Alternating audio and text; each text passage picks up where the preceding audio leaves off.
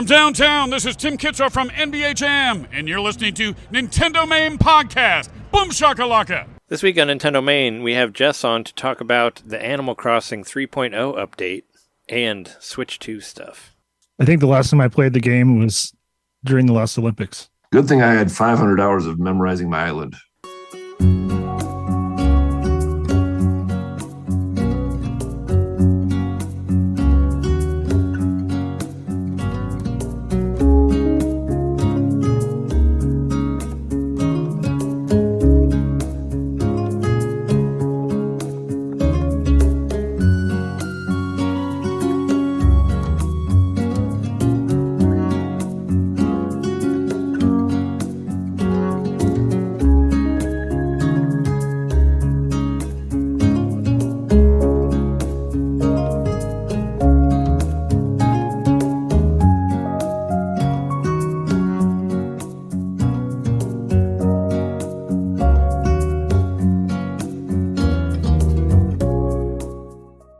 Sure. Welcome to NintenDomain Podcast, episode 504. Your place to hear Nintendo fans talk about Animal Crossing updates and super bloody directs and upcoming demos and whatever else that's coming to the Switch and Switch 2. And we are your hosts. I'm Trey. I can win at Madden now, * Johnson. I'm Jeremy, just another face in the crowd in Night City, Mikowski. I'm John, Mr. Regretty Knitter. And our special guest... it's me, Jess. Minner Yahoo! Kenyon. I got that reference. Hi, Jess. Hi. How's it going? Hi. Nice to talk to you guys. On episode 500, you said that you were going to come back to talk about the Animal Crossing update, so I held you to it. Yep, I have to do it. I have to keep my word. You had to return. Mm-hmm. But, I figured we could start with that. We all have the update. Well, the 3.0 update is free, so... you get that for free, but I think we all have the Switch 2 one, right? Or like those of us who have Switch 2s in this in this virtual room. Not me. It looks pretty. I thought it was really funny when it showed the direct for that, where it zooms up really close, and it's like, see, the lines are not as jagged. It's like I would never notice that if you didn't zoom up. Yeah, I remember close. Always thinking Animal Crossing was super crisp and clean looking. Yeah, I really don't notice the difference in the Switch 2 version versus the regular. I think it loads a little quicker, maybe, but I don't know. Yeah, it loads a little quicker. It does look a little sharper. I fired it up a few days before the update. I did notice when I turned it on, it was a little, that's better. Not much better, but better. Sure. Seems the same to me, but it was still fun. Check it out. So you've played the most of Animal Crossing out of all of us. You broke 1,000 hours on there. How does it feel to return to the land? It's nice, It's nice to see all my stuff that I got that I spent 1,000 hours doing something with. I don't know. What was the time that your villagers said when you started it again? Were they like, I haven't seen you for 2 years or? No, I check in every 3 months. I'll just go back. So I think it had only been 3 months, but I'll go and play for 20 minutes, just kill the cockroaches. Whenever I got my hair cut in July, I went to Animal Crossing and I cut my hair in Animal Crossing. Oh, that makes sense. So I keep played the avatar up to date. Yeah, I played in July at the latest, but then I think I played again some other time just for funsies. Do you notice a big difference with playing it on the OLED now versus the other one? It is nice on the OLED. It's really the only thing I've played on the OLED since you gave me your old one. So I can't really speak to, what the OLED looks like overall versus my old regular Switch, but it's very nice. Looks good to me. Probably looks brighter, at least, or crisper or whatever. Yeah. Well, I've been getting back into it pretty good. I think I'm almost all the way back, and not 2020 levels, but I've had a couple of sessions where it was 3 or 4 hours or whatever. Well, last week you stayed up till 4 or 5 in the morning. I saw you in there. You were late night in Animal Crossing. Did there. you tell the people maybe why? Oh, about your Mr. Well, Regretti here's story? why. I'm not sure it's because this update is so fantastic. It's because I talked to Mr. Rossetti and I just misunderstood what he was telling me. And I thought he was going to like clean up the sticks and stuff, but he cleaned up everything that was on the island. Yeah. And so it was about an hour of like, how do I undo this? How do I undo this? Do I like, if I cut the game off right now, will it forget that I just did that? You know, I would have tried that. I would have tried to just close it out and see if it, even though I know it always autosaves, so it probably wouldn't have worked, but I would have tried it. But here's the thing though. So luckily I'd selected the option where the pathways and the terrain were all left alone. So like all the sort of hints as to the layout and where the items should go, they're all left intact. So I was like, okay, I can put this back together from memory. I spent 500 hours in this game. Yeah. And luckily it hadn't been that long. Like I said, I checked in a few days before. And so I had a pretty fresh picture in my mind of what everything looked like. And I've found that I've actually been able to put it back together like 95%. And part of me is a little bit glad that I accidentally deleted anything and had to put it back together, because I've come up with some like better ideas for it. And like I had a little fairground in the corner. Yeah. I remember I don't know that. if you guys got like the carousel or all that kind of stuff. So I made like a pretty cool little fairground, but I was like, I don't know. It's like, okay. But with this Nintendo stuff, I'm like, maybe make it into Super Nintendo land. So that's like way better. Way That's a better. big improvement. And thankfully, cool. Trey's been sending me lots of Zelda stuff for the Zelda part of the park. Yeah. Because I don't have any Zelda amiibo. I haven't been able to scan anything. I'm surprised you don't have any. I thought you might have I one. got none. Like even like maybe P Stand Link or something. The Not original. even the P stand. Nope. Yeah. I was gonna say that this is the first time I've scanned amiibo in a really long time, because I don't really use amiibo for anything.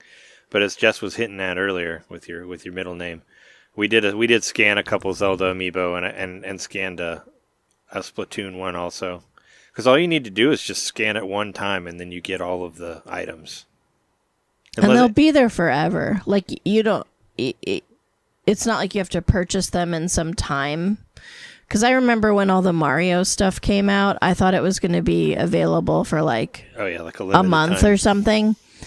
So I bought like 5 of everything in case somebody I knew didn't get it. Then I could be like, I have an extra peach hair, whatever the crap. And no, it's there for all time. So it's not like you have to like buy all that stuff and in a time frame. Yeah, I've got a dozen plomps in my pocket anytime, ready to go. Right. But if you, since I send you the Zelda stuff, can you buy it since you've owned it, or do you still need to scan the amiibo to rebuy it? Like, I haven't tried that. How does that work? Not sure. I remember back in 2020, people would have like catalog days or whatever, like streaming, where you drop stuff and pick it up, and then you'd be able to order it. But I don't know if that works with like the Special DLC bids. with the DLC stuff too, I don't know. or whatever. I don't know. It must work like that because I have all of the, like the Hello Kitty drop that came out, like whenever that was, years ago, with like, Weren't those amiibo cards too? but I didn't use amiibo cards to get them. I went to somebody's island and picked up everything. Yeah, but you can order them. Is what I'm saying. Yeah. So maybe you can't. You should try checking your catalog and just look. You want to go to the like promotion. shop. Go to promotion. That's where all the new stuff is, and see if you can reorder any of the stuff that's on there. Now that I sent it to you, that'd be interesting. But it's really cool that you can just scan one, and then somebody will, depending on which one you scan, like there's a big list of the different. Like I think all of the Zelda amiibo work, but they'll either send you Tulin or Minoru, and Minoru is better. Tulin sucks. Tulin is another like jock character, which I never really like having them in the island. But that's the first one I scanned, because I scanned whatever amiibo was closest to me, which was the which was Princess Zelda and the bird from whatever it's called, Skyward Sword. That one. That was like the closest amiibo that I had, so I just scanned that one. And then we scanned. I did the motion because it was motion. Oh, for Skyward beer. Yeah, that's just water, but yep. But the and then we wanted to get a different one because we didn't want Tulin, so I grabbed Sheik because I had Sheik up there, and you scanned and you did some stuff with Minoru. I got Minoru to move to my island. Now they live there, which was awesome, but it also pissed me off a little bit because I've been trying to kick Kyle, this fox kind of, I don't know what he is. Anyway, I hated him, and I've been trying to get him to move out for like 2 years. What kind of personality is it? Is it like a jock or like he's or like one of the obnoxious ones? He's a fucking dick. I don't know. I don't know what he was. He's cool. There's one he's that like cool. Yeah. I don't know what. There's one of them that talks about talking to the bugs in his walls. That's like one of the personalities. Oh, that's my favorite. I like those guys. No, I love that guy. I have Cole, and he does that. He I have my takoyaki. He's kind of tweaky, octopus. but I like that. I love him. No, he's not that. He's just like I'm so cool. You know, he looks like he listens to a lot of like weird experimental piano jazz. We're not friends. Specifically. Polonius Monk all the time. And I did a lot of things to try to get him to move out, including not talking to him for like 2 months, talking to him every day for 2 months, talking to him over and over and over and over again until he got pissed at me every day for like 3 weeks. Fast forwarding in time, going back in time. Yeah, so try hitting him with the net. Yeah, hit him with it. I did. Yeah, the net. Yeah, if I could have pooped on him, I would. But that's he in just the next like update. wouldn't. Right? He just would not. He just would not budge. And yeah, that's him. According to the Animal Crossing wiki, he's smug. He's Yeah, got the smug cool. personality. Smug seems right. Yeah, so he's an asshole, or he's up his own ass Asshole or something, hipster. I guess. Yeah. He's wearing a stupid vest too. If I had known that I could just scan any amiibo, you know, of an amiibo card or something, and if I did it 3 days in a row, then the person would move in, and I could pick whoever I want to kick off the island. I would have saved myself so much annoyance. Because that's all you have to do is I scanned Minoru 3 days in a row. I had to build them one thing every day. They asked me for like a rock and some coconut water. Like it was pretty easy. Yeah. Who's got those standards? Right. On the third day, boom, they were like, I could live here. So you got rocks, you got water. that's all they need. That's all Minoru wanted from life, damn it. And yeah, they moved in, and I actually, I like decorated their house today. The inside of their house is like all Zelda themed, but you know, none of the villagers like, sometimes they don't have beds and they don't have toilets and they don't have kitchens. And I just like feel like that's not right. So they are animals, but they live inside. They're not pooping all over the place. Yeah, we don't have to go around and clean up poop. Yeah. Just, I can't see the back part of my island. Just weeds. Right. They've all got shovels and they can dig. That's true. However, yeah, so I decorated their house today. I just kind of moved all the stuff they had around and added a bed and a bathroom and a oven. Is that something you can do after doing the Happy Home Designer? Like how do you redesign the houses of your You just go villagers? talk to Tom Nook. Oh, and he'll let you do it? Yeah, you have to pay for it. It's like, well, I thought it used to be 10,000, but he only asked me for 9,000 this time. So I don't know if I'm remembering it wrong or if it went down. Yeah, I never redesigned anybody's house, but they do have random like gifts and stuff, like remote control helicopters and T-Rexes and stuff like that. Oh, the stuff you gave him for Christmas. Yeah, they have weird shit and they have random shit in their rooms. It was interesting, to walk around, and I had forgotten a lot of stuff, and I forgot who was in the town too, like a lot of them. I remember some of them, but yeah, it was I never really redesigned them, but I was like, why does everybody have a T-Rex? And you told me, it's from the It's from the Christmas. It's Toy a Christmas Day. gift. I Yeah. was like, why does everybody have that? And I was like, it has to be It's something. 'cause you gave it It to has to be them. something that I did. They like Yeah. you. Oh no, the stupid Easter bunny's going to be here soon. In like April, Right around the right? corner. The Easter Bunny is terrifying. Yeah, I don't dig things out of the ground anymore, but I remember that being annoying because you just constantly find eggs everywhere. And everything was an egg. Yeah, you'd shoot like the present out of the sky and that'd be an egg too. And it's like, nothing is cool anymore. It's just eggs. Yeah. Everything is eggs. I remember that being really annoying. And not to mention that guy's terrifying, the Easter Bunny I guy. wonder if that shit's going to be happening in your dream islands. Yeah, why don't we talk about the Eggs Dream and Islands? beans. Oh, yeah. Has any of you messed around with the Dream Island? I know Jess has, but No. have either of you two? I have not. Well, then it's on me. Yes, I have. So I'm a little confused about it. You go there and you can say, I want a small, medium, or large island. And if you choose a small island, it's the size of like a Cap'n Island, you know? It's like Okay. real small. And then a medium island is probably like twice the size of that, probably like the amount of square footage you would get in Happy Home Designer. A little bit bigger outdoor space. And then if you choose a large island, it's the size of your regular ass fucking island. So I chose a large island, and you can choose some different terrain. You can choose for there already to be like waterways and mountains and stuff. I went with flat, so I could Flat. just decide what I wanted to do.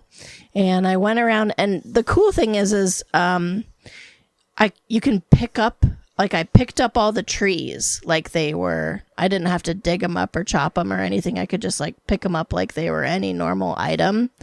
Anything you pick up though in the Dreamland does not go into your pocket. It goes into non-existence. So it's not like you can't bring anything back with you. But you can keep it, right? It doesn't like disappear after you pick it up. Like keep it within the dream. You have a world. dream pocket. You have a dream pocket that is everything that you have, everything that you have, in your inventory. Or I guess anything that you have access to. Like it doesn't have to be you don't have to have a physical copy of it in your inventory, but anything that you've unlocked basically by having it at some point, even if you don't have it now, you will have access to it. And you have access to all the different colors of it.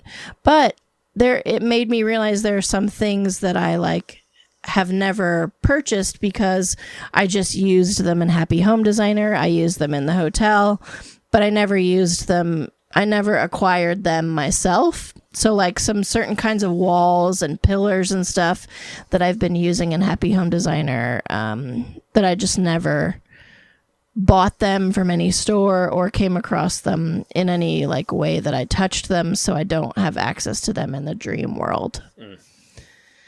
So I'm probably going to find somebody who has an inventory island and go and touch a bunch of stuff to try and get more so that I have access to it in the dream world. For like a Happy Home Designer, does it work the same way like the hotels do, where you where you can order stuff that you've designed with and then have it? Yes. You can do that, right? Yeah. In the hotel, Happy Home yes. Designer. That was the first DLC. Yeah. It was a paid DLC, but we got it for free from Oh, got it Nintendo for Switch free, yeah. Online. Except I don't think any of us really played it that much. Wasn't No, it a I did not. standalone game on the 3DS. 3DS it was, yeah. It was its own game. Well, I put a metric fuck ton of hours into the Happy Home Designer section of this game when that update came out. I don't know how many villagers there are total, but I've definitely designed over 200 Oh wow. houses. Yeah. You also got a perk for the when you design the hotel rooms, you can make them bigger because you got that far in Happy Home Designer. I can't change the size of the hotel rooms. But I you can make my hotel rooms 10 by 10 instead of whatever you Damn. have. Yeah, you made yours huge and put fake walls in it and stuff like that. And mine are just this tiny ass room. Yeah. I'm curious because my recollection of the Happy Home Designer, when I played the hotel, I was like, this kind of feels a little bit the same. Like, it is kind of the No, same. it's I think. exactly the same. Yeah. It's I exactly think the the only same. difference is that your hotel residents can visit your island. Is that just about it? Well, and you have the option of designing a VIP or standard room a day that will only exist for that day. Oh, And then it will disappear into the ether. Yeah, I hope you can access your pictures. I haven't tried, but well, they save on your Switch. Like it's just like Yeah. doing a capture. So sure. any pictures they take, they're like in your system memory. Yeah. So you will have them. So you can, you have the option of like basically doing one happy home designer home a day.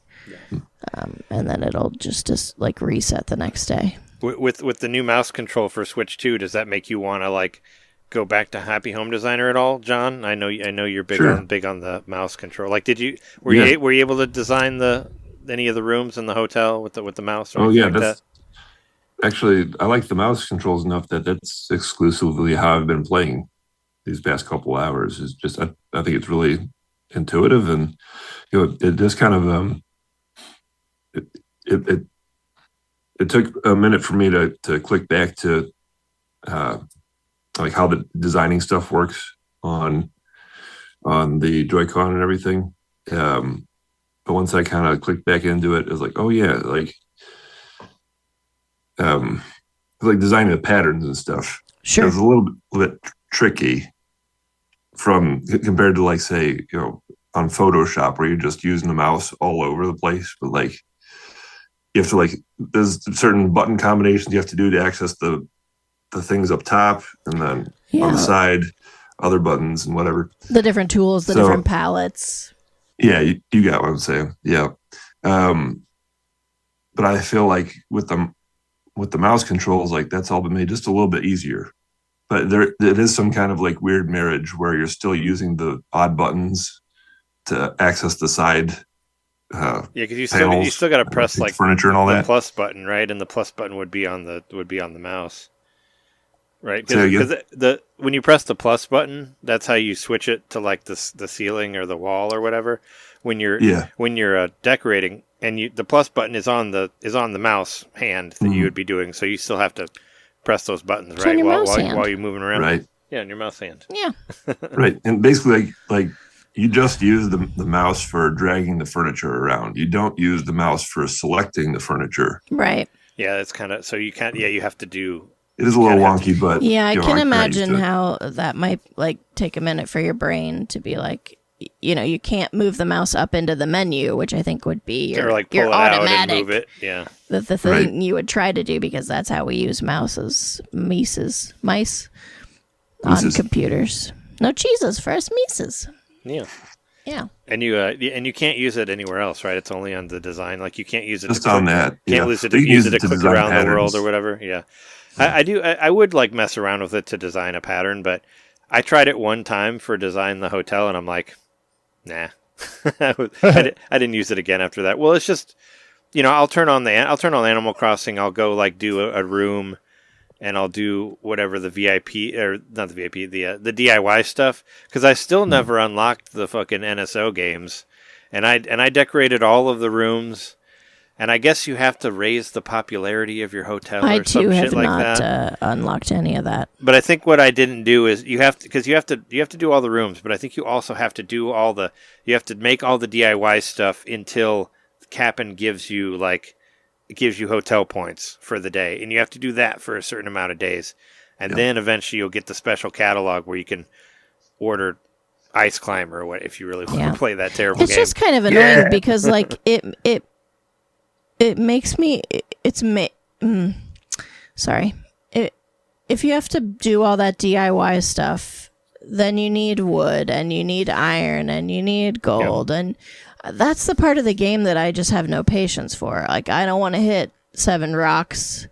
I don't want to chop trees 2 times and get 2 woods and chop 2 more trees and get 2 woods. Like, I that's not fun for me in any way, collecting all of that bullshit. Yeah. So It is kind of annoying. I don't want to do it. I It did would be do cool it. if there was some way. You can just buy it all, right?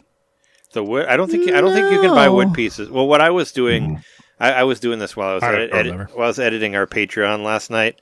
I just go to islands. I'll just go to random islands and knock all the trees down and come back and go to if you go to another like island. a Captain Island, you can. But again, that's not fun for me. I don't want to spend my time doing that. I agree. There should be at some point, like, $1,000 into your game, like maybe you've earned your way to automating that. Like, Can't you make wood like processing machine or whatever that just roams around your Replenishable island like a magical Roomba and tears up wood. the trees. can't you make like a wood mill or something like you would do in like a strategy game or something where you Minecraft. build like a little headquarters or whatever? Yeah, or like you would do in like original Warcraft, like in 90s Warcraft 2. I remember you could build like little spots that would make shit for you.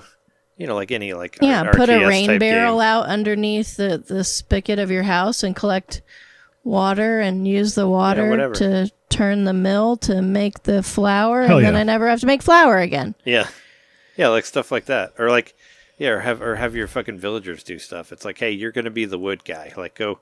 You go to the island. That would be Now super cool. that And would cut be wood for fucking me. awesome. That would be so smart. If you could hire your villagers. To send those dudes on tasks, they're not doing shit. You can do that in the what was that really cool like cult game that I played? I don't remember the name of it. Cult of the Lamb. Cult of the Lamb. Yeah, you can do that in that game where you can you can be like, all right, you're the wood guy, you go get wood for me, and you're the gold guy, you go to the mine and you get that, and you can tell all the people in your village to go do shit for you, and it's Animal Crossing and it's could use a great. little more of that. I would Yeah. much rather they give me that stuff than give me the same T-shirt that I have 7 of that I didn't even like in the first place. Yeah. Yeah, where they're like, oh, hey, I got this cook hat with writing on it. Yeah. Buy it for 200 bells, please. Yeah. I got you another pair of star glasses. Yeah. Well, thanks. Yeah, and like, what still drives me crazy, like now that you're crafting stuff, at least you can craft more than one thing at once, which is awesome. Like the DIY stuff. I think that's I think nice. they added it with this update, but that's really cool. But why can't I have like 200 billion fucking Nook miles. Like why can't I just turn all that into like 1,000,000 bells instead of like you still can. You can. Well, yeah, but You you can buy still bell vouchers. I know. Yeah. I know, but why can't you buy like 100 at a time instead of one at a Oh, time?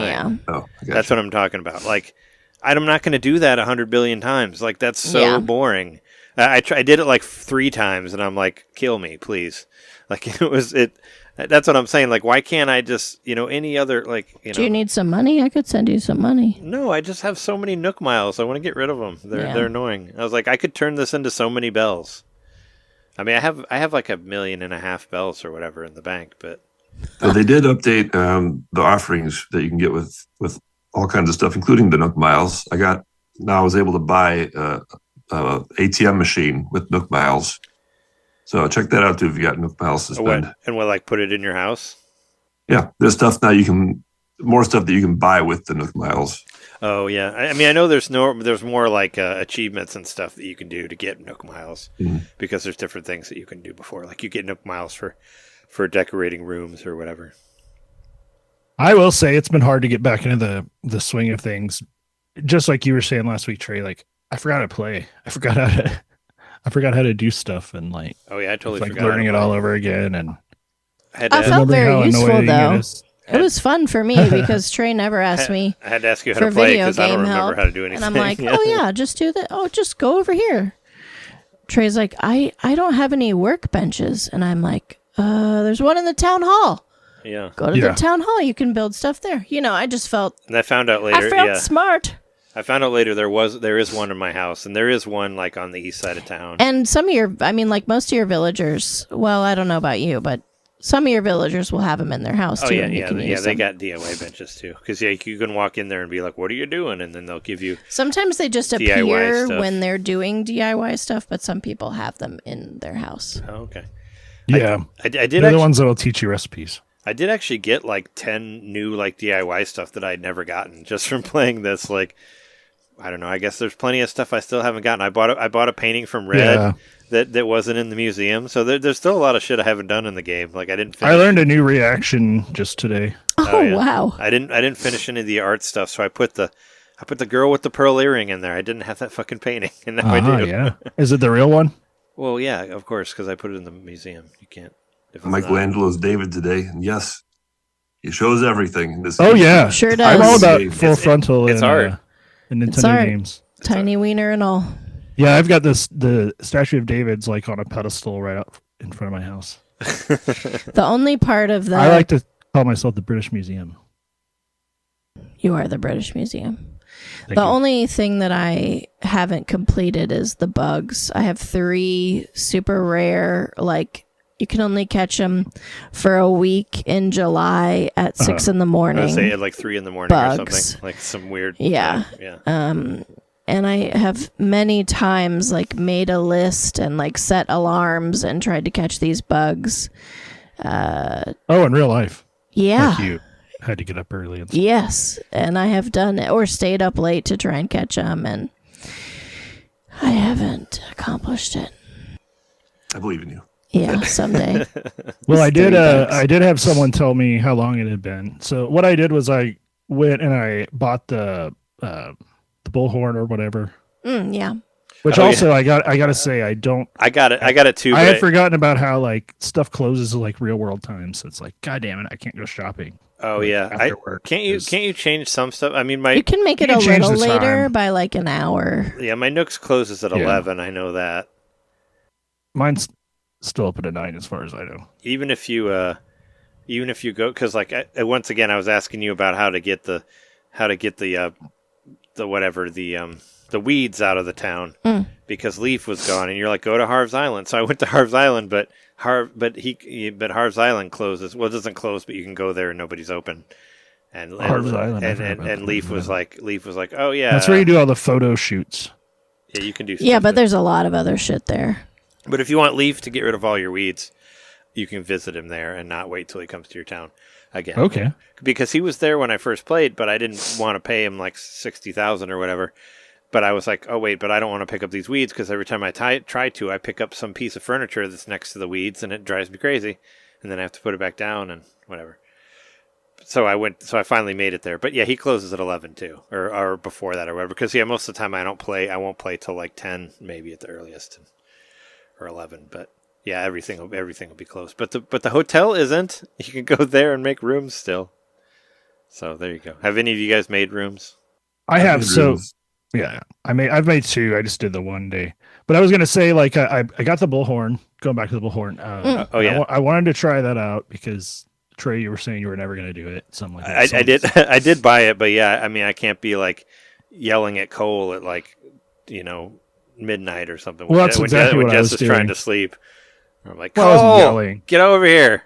But I was like I was yelling out villagers' names, and it didn't matter who I said, like what name I would say. It would just be some random villager. So I don't know how well it works, and I do tend to mumble. But I was trying to say things succinctly. But I talked to Meringue. Meringue's like one of my OG villagers that I've kept around because she. I is have the, meringue. Yeah, she's great. And she told me it had been 4 years and 1 month. Oh since I no! Like I haven't seen you for what was it? Probably about 4 years, 1 month. Oh wow! Sad. Yeah, I think Yeah. it's like, do they all think you're just dead or something? Like what? There was one person who said, "Am I seeing a ghost?" Shouldn't somebody go check Which out is your funny house? because and see if I have you're a alive in there? halo. My character has a halo, so it's kind of funny that. Oh, that is funny. Yeah, my character still has damage written on his head, so. Their Oh, that's head, been so. pretty consistent. That yeah. was a 2020 thing where we were all I jokerfied my character, so they have I enjoyed seeing all the. damage written on their forehead. I enjoyed seeing like the big stupid photo of myself in my kitchen and the Dino Wars that's in the living room on the floor from whatever that Yeah, it's website fun was. looking at your old photos that Yeah, we yeah. imported in there. Get to remember what you have. What you have in your house. I do kind of like when you were talking about the Dream Island. I did find myself like wishing that I could just get a separate house that I could decorate differently, but You not can. but not destroy my house. You can. But You just, can have 3 more. just make another profile, right? Yeah, I want to do one which is like all the holiday themed. So like the whole island will be like this will be like the Christmas section, then the Halloween. Oh, so that could be cool. I can use all that shit that I never use on my regular island. Oh yeah. And I want to have Cat Island. Oh yeah, Oh, that'd be fun. I did get one of the Just cat stuff. I did get one of the cats from the hotel, And The cat plushies. Yeah, the plushies. And I had a little like cat bowl in my living room, and I put the cat plushie by the bowl. There's now a cat in every now room of my house. Pretend that you have cats, but they don't And move. there's some more cats on my island, and every day I go to the hotel, and all I do is buy cat plushies. And then I take them to Harv's Island, and I get them swapped out for different colors. Yeah. And the whole island is going to be covered in cats, and I'm going to put That's a cat pretty great. in every one of my villagers' houses. If we do decide to do another island visit at some point, my podcast studio is still up. Like I think we still should. exists. Yeah. Oh, I'd love that. We talked It about looks so fresh. We talked about doing it for this episode. I was just afraid that, most of the time when you do like audio stuff, it'll be like, look at that, look at that, look at that, like it, Right. It's not going to well. translate well for audio only. Is what I was You have to have thinking. someone doing very descriptive. That's why I was like, if we do it, we should do it as a separate video that just goes straight to YouTube or something. I lost count of how many money trees I have, but there's like at least probably like 75. And they've got the wow. and You and had a whole money tree like area. Yeah, and it's still there. All the because we didn't save, and I never shook the money off, so they all have 100 bell bags on them. So I have like millions of bells in trees. So, and then I have over 3 million in my bank account. So I'm looking pretty good. Did any of you guys expand your storage? I haven't done that yet. For some no. reason, I'm still like, I don't know if I want to spend the money. I don't really, because I think I have it at 5,000 for my storage, and I only have like 3,000 things in there, maybe, if even, or it's like two. I don't have that much in storage, so I didn't feel the need to expand it yet. I had over 4,000, and I was like deleting stuff out of there all the time, so I wasn't getting too close to 5. So I paid the 1.5 million bells. I mean, there's nothing else to spend my bells on. It's like I might as well. But I'm also like, I feel nice having all this money. Yeah. Well, and then he wanted like for the I'm the 1%. For the final storage expansion, he wanted 1.8 million, and I was like, man, fuck you, Tom. I haven't done that one yet. That's extortion. He wants you to work for something. I already gave him 1.5. Like, damn. I mean, where's all this money going? Like, the kids obviously didn't care about going to college. He's putting, yeah. Well, he gave them a shop. They don't need to go to college. I don't know. He's putting it away into Animal Crossing 2. Retirement. Whatever the next one is. Trey, I got to mention, I got newer Horizons. Yeah, I saw that you posted that on the Slack. Which one's Boomer? Boomer is the penguin. He's the penguin guy. He's dressed like a pilot. I think we've all had him at this point, right? Just got me a amiibo card of him because I had him and he left the island and I missed him, but I never got him back because scanning amiibo was hard because I had a different controller. But now that I use the Pro controller, you can actually scan amiibo easier for Switch 2. He said, "Hey, I'm Boomer from the Bronze," and I'm like, "Oh, that's Trey's person." So I brought Boomer. Boomer is upstairs by in my controller holder thing. So you're ready to scan him and get him back. I haven't scanned him yet, but he's there. Well, I didn't do it because I did the Splatoon one. I haven't tried scanning anything. Does the Guardian amiibo work, you think? It does, yeah. No, all of the Zelda amiibo work. They'll either give you Tulin or Minoru in your campsite. Okay. And then they also you unlock the stuff. Yeah, you unlock the Zelda stuff. You get all the items that you can order. Because I also have the Wolf Link amiibo, so it's like I know that they do the same thing. The wolf one will bring you Minoru. I do remember that from the list, but I don't remember what the Guardian does. But I remember seeing it on the list of the ones that'll work. But it said they would all work. All of the Zelda ones would work, and same with the Splatoon ones. I just used one of the Squid Sisters because I didn't want to carry my big man upstairs, which I thought about using that one, but he's big. The Squid. Yeah, you sent me a big man bench. Oh yeah, it's cool, isn't it? It's so cool. It's like my favorite thing from Splatoon, the big man bench. The Splatoon items are my big man favorite. From Splatoon, that's what it is. Yeah, it's a Splatoon They're like my item. favorite items so far. I think. Yeah. So all of those work also, and yeah, you can get the little eggs from the from whatever it's called, the like multiplayer thing that you can play where you're on the same team. Oh, those little fish eggs. You can get the little fish eggs that you put on your island. That big man bench is cute. Isn't it cool? Yeah, isn't he cute? I'm This sitting big, on like, it right stingray now. guy. And you can get like the Splatoon lockers, and you can get some of the guns and stuff. And Shoes, really cool shoes. I bought a bunch of Splatoon shoes today. yeah, Oh yeah, isn't it supposed to be like the Shibuya or whatever, like fashion district or what was or it? Shinjuku or whatever? Well, Harajuku Harajuku, yeah. is the... Harajuku, that's right. We But went. no, Well, they're we not. went there. They're not Harajuku. They're just I like don't think we tennis went to shoes Harajuku. and stuff. But they look cool. They're cool colors. The Splatoon people are just they're so hip and cool. Yeah, It's a very hip, cool game. Sorry about my sniffling. and they really okay. like slimy and squishy things. Or you can get you can get different. You can get like the tentacle head too. You can make yourself like a squid person or an octo person or whatever. You can get stuff like that for your head to make your character look like a Splatoon guy. So Do you get that from Splatoon Amiibo or just you buy it? you scan one and then you buy it from your catalog. Okay. After you scan a Splatoon amiibo. So I do have a Splatoon Amiibo. Yeah. Did you? I was gonna say we've been on for like 40 minutes with Jess. Do you need to? You probably need to head. Is there anything you wanted to say else you about, wanted to say about Animal Crossing update? Like, what would you say is your favorite thing about, if there is anything that stands out about this newest update that you like? I think I will like the Dream Island part of it the most, although it is the part of it I have explored the least because I've been trying to do, hotels and tasks and things like that. I've probably only spent 2 hours in the dream world, so I'm not even really sure like what's possible there. But I mean, when you dream, anything's possible. that's right. That's true. And It is a dream it's the world. part that I'm definitely I looking feel like forward a to dream's the a wish your heart most. makes.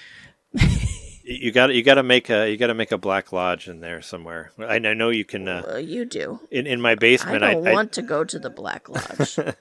I'm There's good. nice parts of it.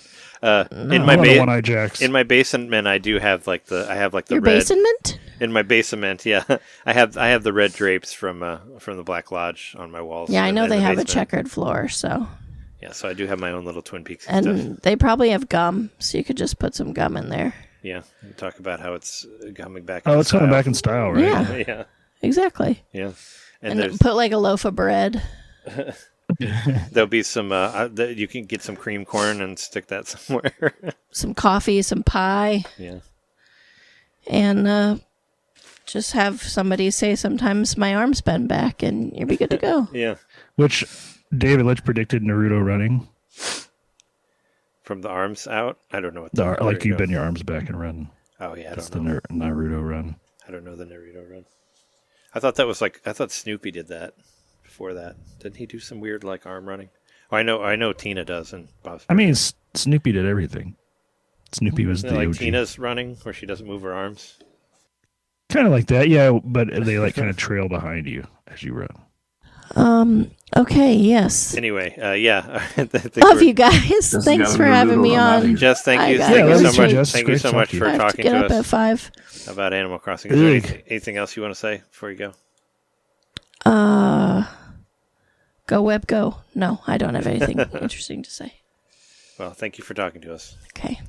Yeah, if you have anything else to say, you can always just hop on the bullhorn. I could Tell us also more just in like a walk future down here episode. any Wednesday Yeah. and be Well, like, that's kind hey, of what I meant. I was just I using a forgot metaphor. this. You could use your phone and just jump on the call That's true. from upstairs and be like, "Hey, by the way, I'll be like in the dark in the bedroom and I'll be like, hey. You can flip my the circuit villagers are breaker and be dicks. like, Trey, we're going to have our own podcast without power. I did, I like my villagers. It's called a conversation. but you don't record it. What's that? What's talking without recording it? It's called Memories, Yeah. All right. the original podcast. Misty watercolor memories. Well, we want to take a quick break. It's probably a good time to take a quick You want to take a break now? Yeah.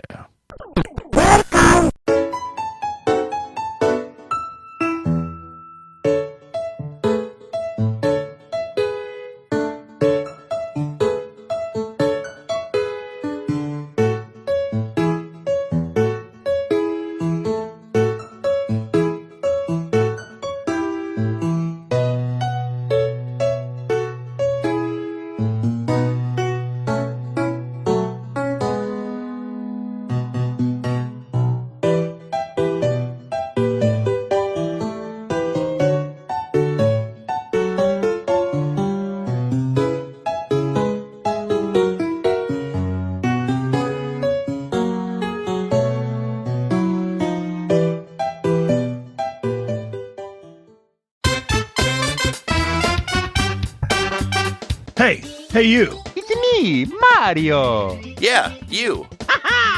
Subscribe to our Patreon to hear our bonus shows, which happen every month. I'm tired. Tired of all the big corporate podcasts spoon-feeding you the same old video game news on every single show? Spaghetti. Ravioli. Then expand! With NintenDomain Expansion Pack. It's us talking about old games that were important to us. It's us interviewing people that we meet at conventions. And heck, it's live shows from those same conventions. It's basically everything you could want that NintenDomain ever made. Here we go! And it's just $1 a month. That's less than a bad indie on the eShop. It's $12 a year, which is less than Nintendo Switch Online. Thank you so much for subscribing to our Patreon and supporting NintenDomain. Just go to patreon.com/NintenDomain podcast and, hey, Mario, let go. Whoa! He's throwing us back to the show. So long, Bowser. Patreon.com/NintenDomain podcast. Game over.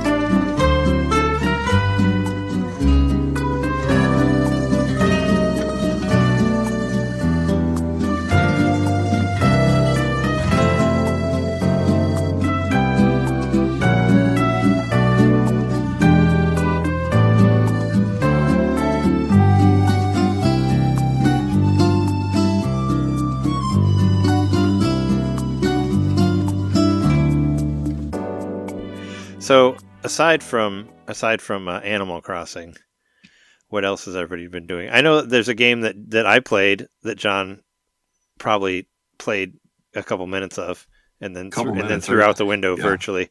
But I've been playing Madden 26 Right. a lot. There was a free trial, which I think ends today. It's still going. I have it playing behind me. It's going for the next 6 hours or something like that. It's I think it goes till... That's Madden playing behind you? Yeah, on the TV. Oh, now I see it. See the football players? There's football players. Wow, that looks way better than Tecmo. Yeah, I mean, well, this is what it shows in the menu is like FMV. It's real people. But I think the game actually looks good. There's occasionally sometimes the characters will kind of walk through each other, but that was about the only complaints I have. But sometimes I'm playing it and it shows the replay from the top, and it looks like the TV. It looks like a real game. And I was like, wow, I did that play, and that looks like actual football that I watch. So there you go. Cool. But I did have some issues with it, which I'm sure is what turned you off of it as well, John. Is that I figured the menus would be very confusing as they are, and the game also sticks you right into Ultimate Teams at the beginning, which that's very much like a loot boxy, let's open cards and find characters, whatever shit. Nobody wants that. I don't want that. But no. I guess that's been a big complaint for a lot of people for Madden, is that the new games have steered you straight into the Ultimate Teams because they want you to buy super good characters or whatever. I don't know, I'm into fantasy football, but I wanted to play the game. I want to play the Bears because the Bears were really good this season. I want to play as that team, and it took me a minute to figure out that I was playing the Ultimate Team because I was I'm playing the Bears, but Caleb Williams is not the quarterback. What is happening? I don't know any of these players. This is not the Bears. And then I saw down in the corner that it said Ultimate, and I was like, oh, it's the fucking Ultimate Teams. Does it have dick buckets on it and stuff? No, it's just random ones from the season, and you build your own team, and you can open card packs, and I don't want to do any of that shit. I just want to play regular football. That's what I was trying to do, and I'm not a football fan. I don't know football. I don't follow football at all. I just was all right. Well, maybe this game could give me some inroads. It's free. I'll try it. No. And it did absolutely nothing to bring in a new fan. Nothing at all. I mean, it just hits you with. I have to impress upon people the menus. Oh my gosh! Like it was. I must have gone through 25 menus at least before I got the option to even like start the like practice mode to like try a 10-second snippet of the game. It was so frustrating, so infuriating. Then before all that, like Trey was just saying, there's these like cards and microtransactions and shit. Like, yeah. Well, it never asked me to pay for anything, but it was like, oh, you can open these decks. I knew it was. You didn't have to pay. You're right, but it's like, oh, I see a bunch of like card packs, and I can pick different. I know where this is going. When I see the card packs, I'm like, I don't want to do this. I don't want to build a team. I want to play. Like I said, I want to play as the Bears as they are. But I finally figured that out. But it's not. But yeah, if you don't really know, like it took me a while to figure out how to even play a season because it's called franchise. That's how you play a season. It's not called like play a season. It's called franchise, which is kind of confusing. And now whenever I turn it on, it goes to the main menu and it says franchise and it auto saves and all that, So I don't have to worry about it. But yeah, when you start it up, it gives you a completely different menu and it throws you directly into the Ultimate Team stuff. And it's kind of like, why? Like, why can't we just go to the regular menu or whatever? On the start menu, there should be a big like football shaped button for dum-dums like me. Like, I want to play football. It should just have a controller that's shaped like a football, and you just like hold it. Yeah. Well, but I mean, it is like I said, the menus are really dense, but there is mad like accessibility options in this game. Like I went into the options, and you can change like everything. Like if you want to, you can make your quarterback like land every throw, like give them like 100% like throw ratio or whatever. Like you can go and like change the percentages of how all of your players. Like I didn't mess with it, but I found like all this crazy shit that you can mess around with. Yeah, that was cool. That was one of the first menus that popped up.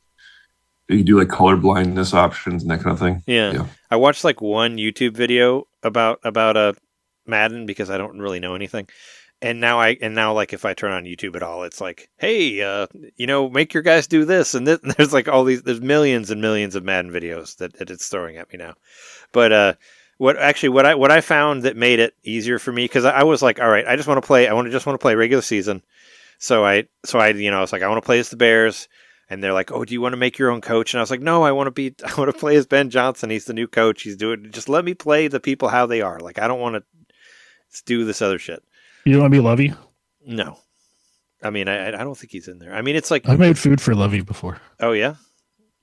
Did he have a toothpick? Did he like always have a toothpick? I don't know. He coached the Illini football team for like 1 season or 2 seasons. Yeah, because I think he coached the Buccaneers. It was after the Bears. After the Bears, but I don't know where he is now.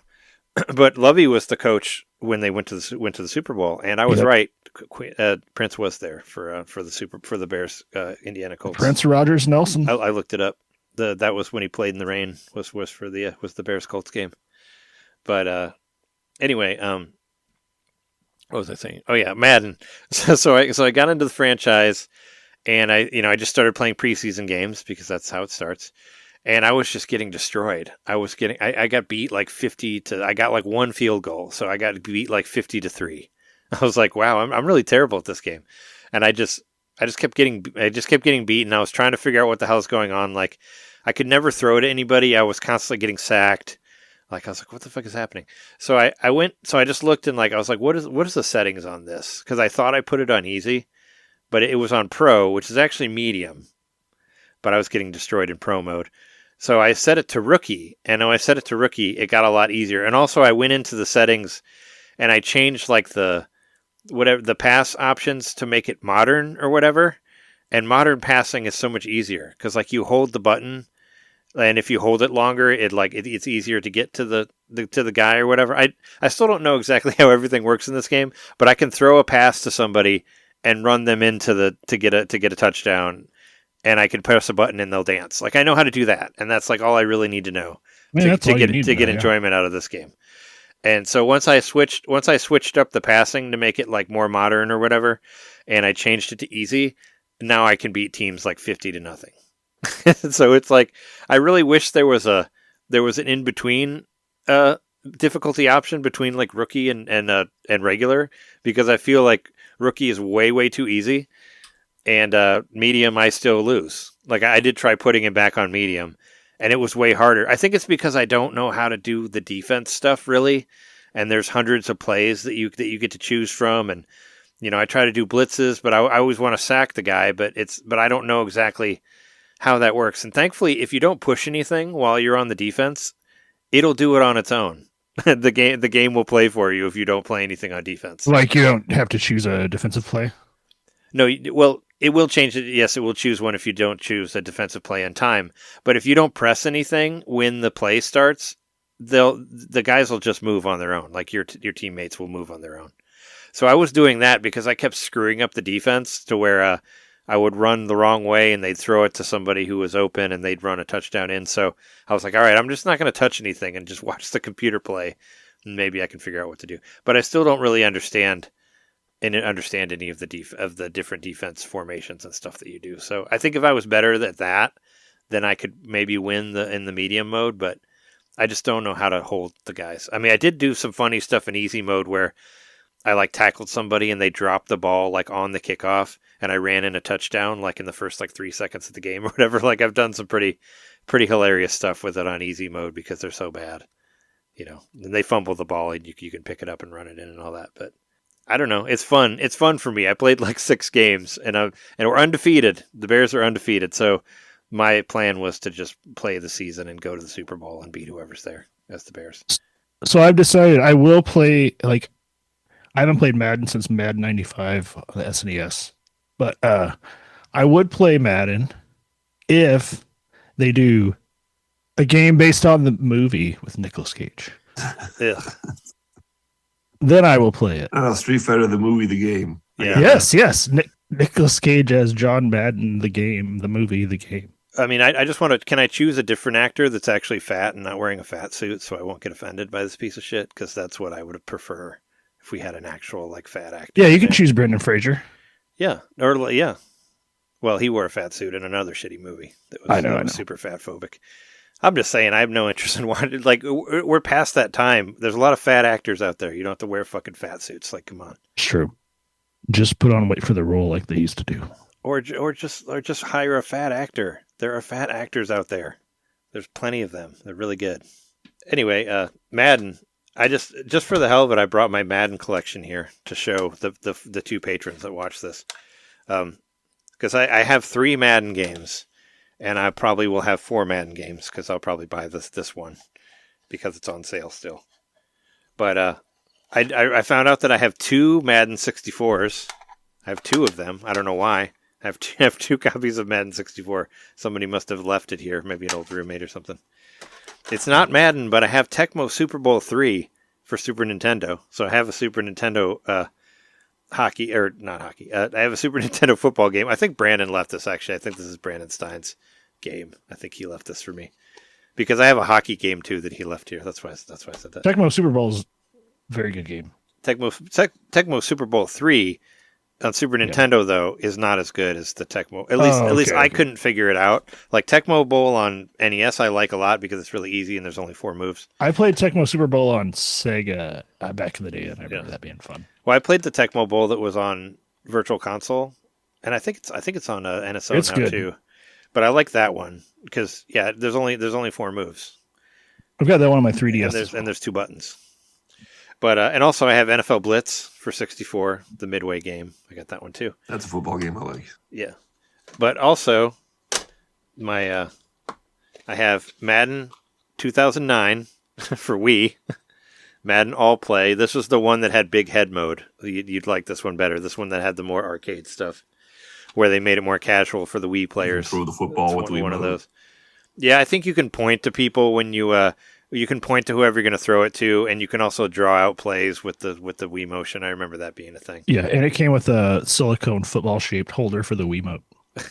I wish. And you just held it like a football. There's 2009. And I also have the last Madden game that came out on Nintendo before this one. So I have Madden 2013, which is a Wii U game, and this was the last one that was on a Nintendo system. So it's been 13 years with no Madden games. Really? I guess so. 13 and 26. Wow. That's a long time. 13 years? Well, I know there was nothing on Switch. There were no Switch ones, and there's only one on Wii U, and that's that one. That's Madden 2013. So, yeah, wow. Yeah. So I have 3 Madden games, and maybe 4 now.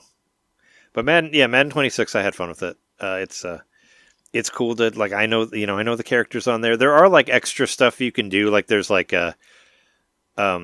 challenges and stuff where they'll be like, oh hey, this guy's playing pretty good. Why don't you try to sack like the quarterback 6 times in one game and you'll get extra points, and you can level up your players and stuff like that. So it's got its own like RPG stuff in there. And you kind of get sort of a little story mode thing with the coach and the other like the other people, like it shows the percentage of how high their levels are or whatever. But they'll ask you stuff. They'll be like, hey, can you try to, if you can do this in a game, we'll give you more experience points.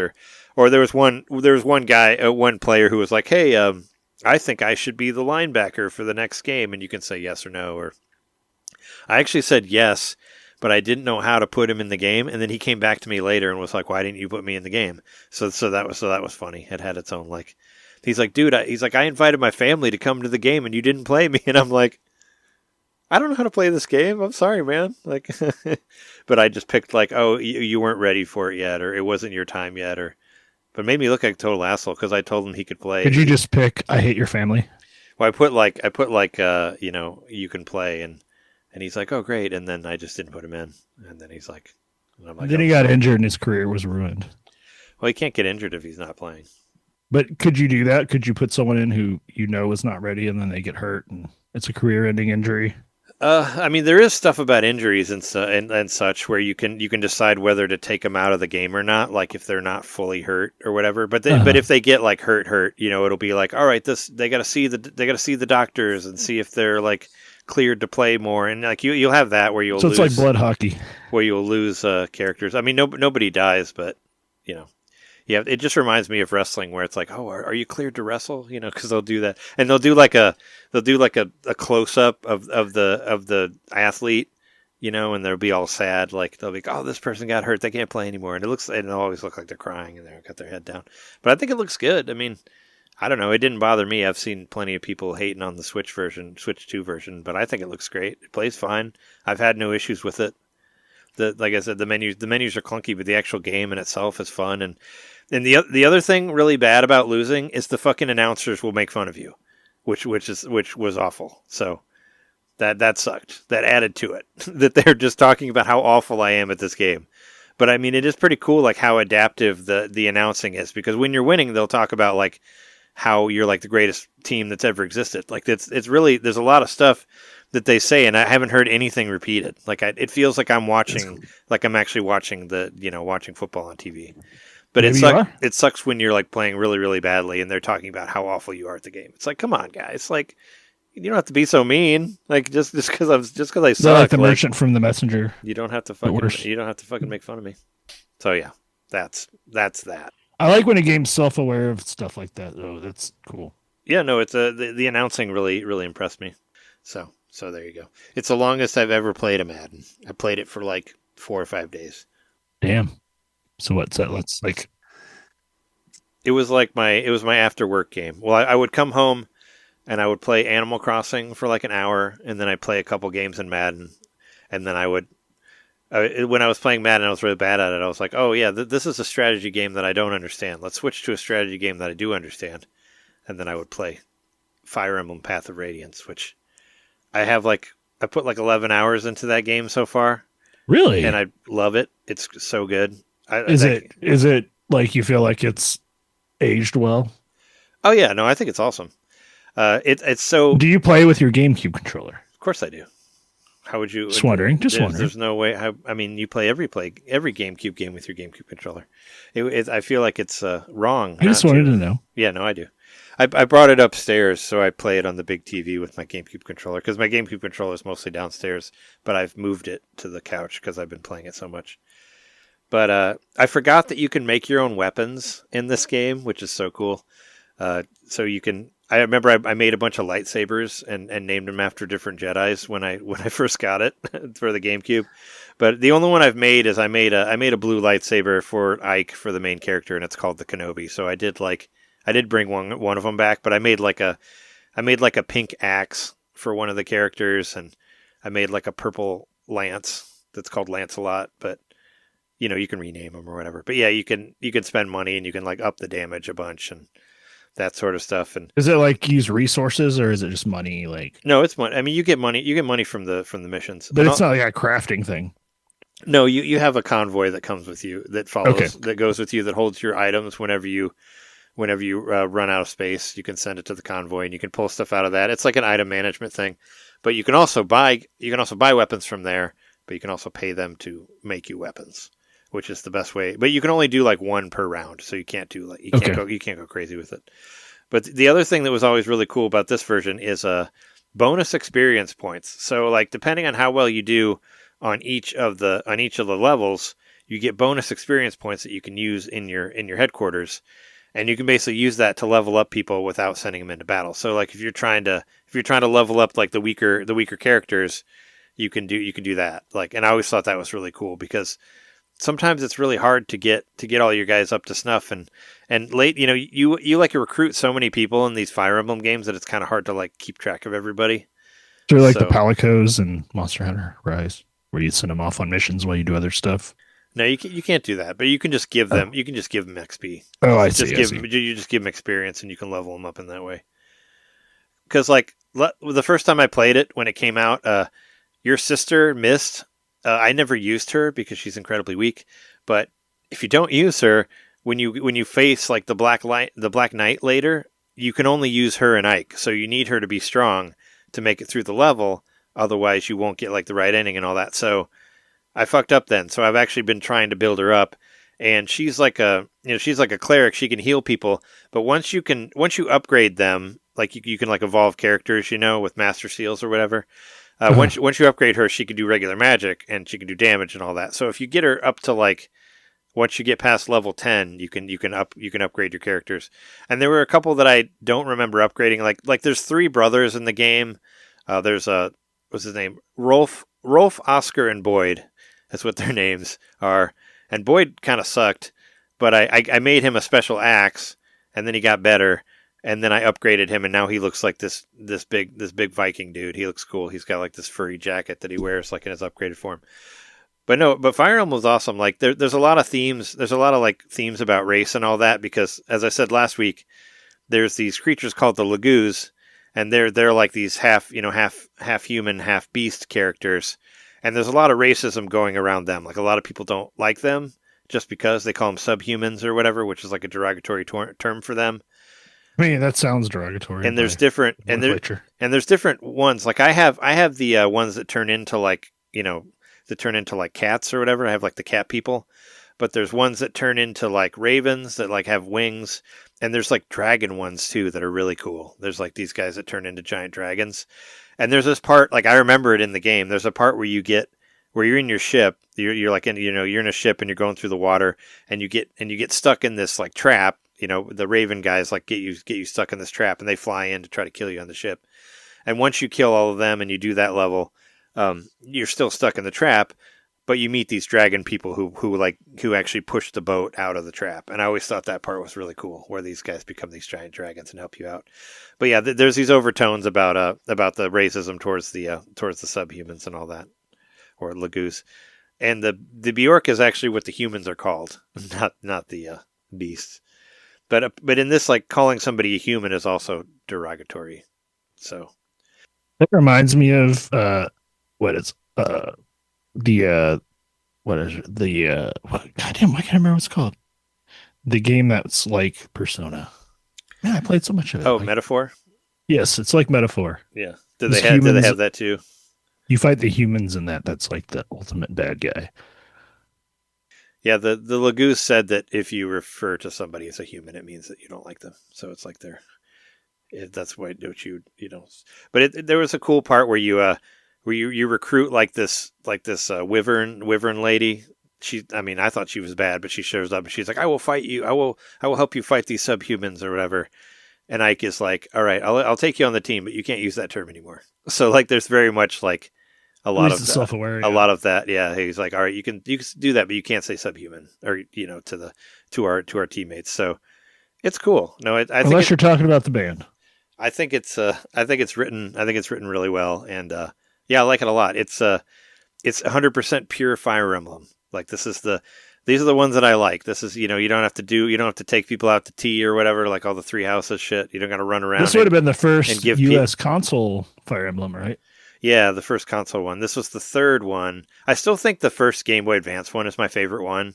Like the very first one that came out with Lynn and Elliewood and all them.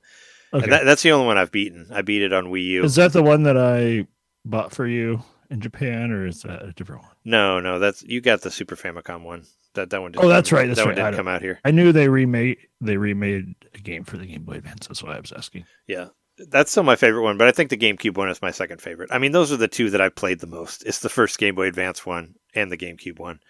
But I'd say a lot of people swear by Awakening on the 3DS as being like the best one. Yeah, but Awakening was when they brought all that extra shit in there. I like it when it's just strategy levels and story. I like that when it's just that. When it's just character development and gameplay. That's all you got. You don't have to fucking run around and get married and have kids and all that bullshit. You just fight. You just fight and you watch the story. That's what you do. That's what I prefer. So that's why I like this one the best. I want to try this. You should give it a go. I think I'm afraid that that you might not get into it just because it's so story heavy. Is what I'd be afraid of, because you do get a lot of stuff. But I mean, it's important. But I mean, I don't think you like stuff that's like that's story. See, I like the story, but I don't like the gameplay. Because I like story. I mean, yeah. Are you trying to say that it's exposition-y? I mean, I don't know. I don't think so. I mean, I would say you got to turn it on to at least watch that opening cutscene. I still think that opening cutscene is really cool. And I saw some later cutscenes too, also that I captured because they're pretty. But no, I love this was like one of the first time I saw like a full motion video thing on a Nintendo system that had like voice acting. I mean, it's like this one and Super Mario Sunshine were like some of the very first ones that had actual voice in it, This one seemed like it made more sense to have voice acting. Yeah, I mean, well, Mario Sunshine was bad, very bad. But it had it in there with it. That's why it never came back. I thought about a possible recommendation for like a Patreon episode where we do like a redemption episode where we talk about games that got flack when they came out and now everybody's talking about it, because I remember this game not getting reviewed that well when it came out. Really? And I thought it was great. I thought IGN didn't gave it like a 7 or something like that. That was good. But now everybody's like talking like it's the greatest thing of all time, and now people have finally understood. Though we did games that we thought were cool before they were cool. Yeah, I guess we did do that. But I mean, like, no, we just mostly did stuff that we got into before other people knew about it. The other thing is, like, when you come to like something like Fire Emblem, which is like a juggernaut of a franchise, like, it becomes judged within the context of its own games. So maybe the game wasn't great at the time, but in comparison to other Fire Emblem games, it's one of the best ones. You know what I mean? So that's why, like, it might be favored more in the future. I think that I thought it would have got like a 9, or it got an 8.7, which is a great review. That's amazing. Yeah, especially for a GameCube game. Yeah, I mean, this was the first console. I don't know. I think I expected it to be a 9 something, and at the time I was like, I don't even think Wind Waker you're hating on that high. Oh no, I thought they gave Wind Waker like a 10. I don't think they did. But I've been using the old IGN guide, and it's written by Per Schneider, so that's kind of cool. So it's all in German. No, it's in English, but I mean, he did it like he also did the review as well. So I mean, it's like, oh yeah, this is Per Schneider's, because I followed the guide, obviously not well enough because I fucked it up towards the end of the game, but I looked at it just for like recruiting certain people, because sometimes you need to have specific characters in your party to recruit some of the people. That's another like kind of downside of the Fire Emblem, is you kind of have to play it with a guide if you want to get everybody. Like, there's synergies to things you do. Yeah, like, because I played this one level that was really hard, and I got like all the way to the end, and then I found out that I could not recruit one of the people because I didn't bring fucking Oscar in my team, and I'm like, God damn it! So I started all over again and put him in there so I could get because I want to get all the characters. Yeah, always bring the Wienermobile, and I want to go through. I want to get everybody, and I want to make it all the way through without losing anybody. So yeah, that's what that I haven't is. tried it yet. I did watch the opening cinematic because you recommended it, and it was amazing. And It looked great am- for 2005 or whenever it came out. it's It's a it's great funny job of, now. like trying Go to, ahead, John. emulate the anime look, but in 3D. It does an impressive job for 20 years ago. Yeah. I mean, they've been doing it for so long. It was just I hadn't seen. I mean, at the time, I thought it was the best looking FMV thing I had seen in 2005, and it came out in like October of 2005. But yeah, it's a great game. I like it a lot. I think I'm in like chapter 14 or 15 or something like that, and I think there's like 23 chapters. So I think I'm over like halfway through. And if you have you have the expansion pack plus subscription, think about how much that game's worth, and it's paid for your subscription for like 3 years, 4 years. Yeah, true that. If you really want to think about it that way. But yeah, I want to play it. I want to give it a try because I own 3 houses, and that's like one of the Oh, you're most rich. beloved games on.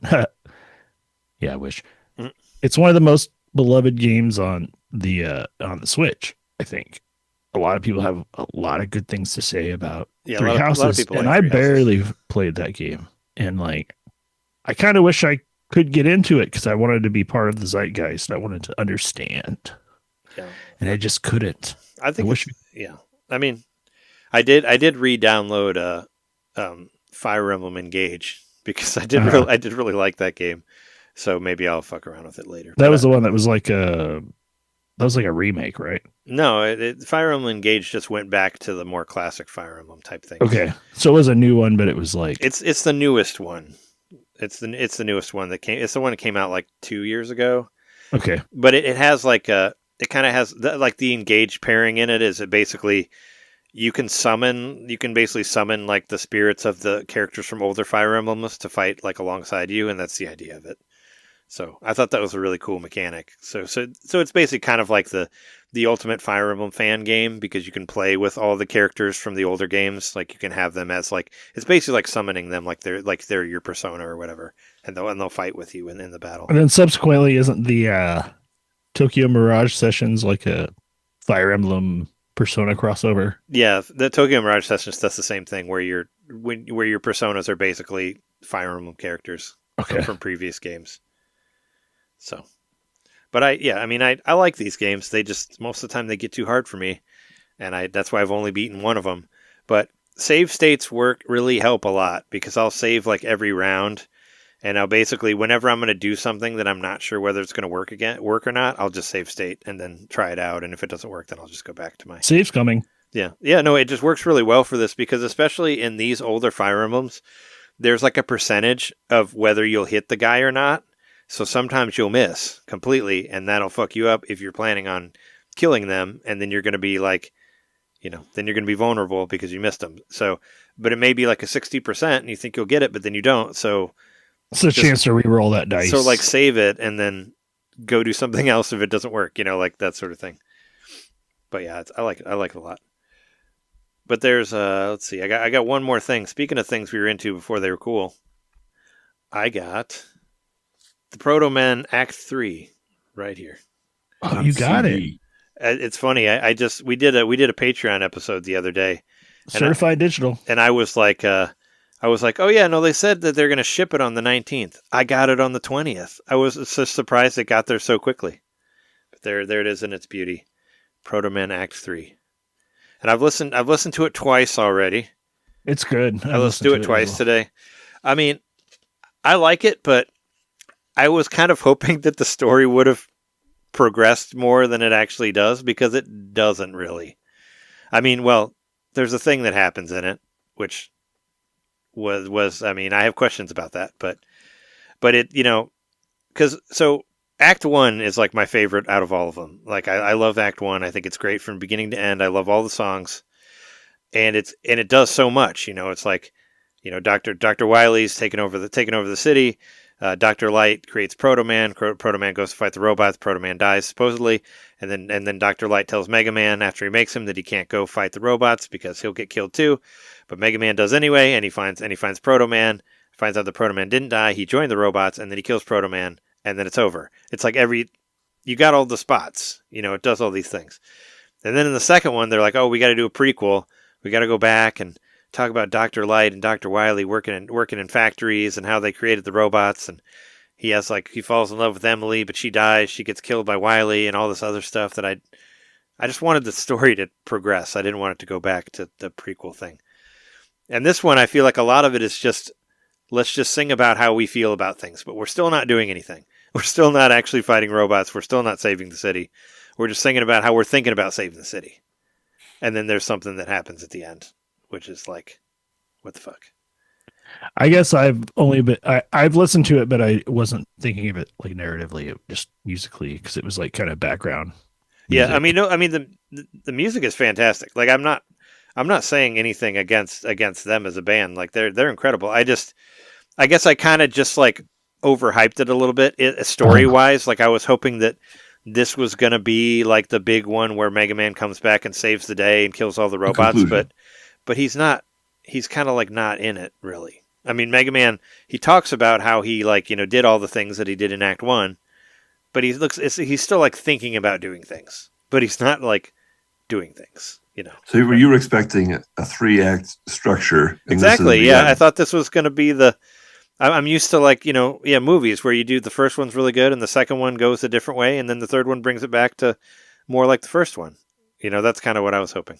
But maybe they want to make 10 acts. I don't know. But I mean, there's definitely more. They want to keep their band going. It was like Back to the Future 3, Yeah. They want to wrap up the story and that's it. Well, I figured they could wrap this up and then sing about Resident Evil or something after that. I don't know. They could move on to a different game. It doesn't have to always be Mega Man.